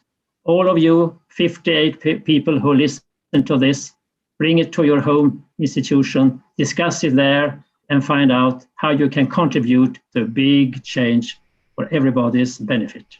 Thank you so much. Thank you so much, Jan-Erik. Thank you. Now it's time for closing. Let me express my gratitude to all colleagues and attendees from all corners of Europe. I personally feel enriched by ideas and also surprising new findings in hearing about the different viewpoints. And I can say that I will try to bring these new ideas also in contributing to write the higher education transformation agenda, as this is one of the main engagement of all Erasmus Plus project coordinators. I can say that starting from the first meeting that has been scheduled on next June the 3rd, I will try to bring these new ideas inside the agenda. I feel committed to keep you all informed about the progress of this agenda. So now it's time for closing the first European Conference on Higher Education, Industry, Engineering and Management. I thank you all for your participation. Thank you. Thank you very much. Thank you. Bye-bye. Thank you. Bye-bye. Bye. Alla prossima. Alla prossima. Ciao Gianni, andiamo a vincere. Ciao Roberto, andiamo a vincere. Ciao, ciao. Ciao. Ok. Alla vista. Ciao, ciao. Ciao a tutti. Ciao. Ciao.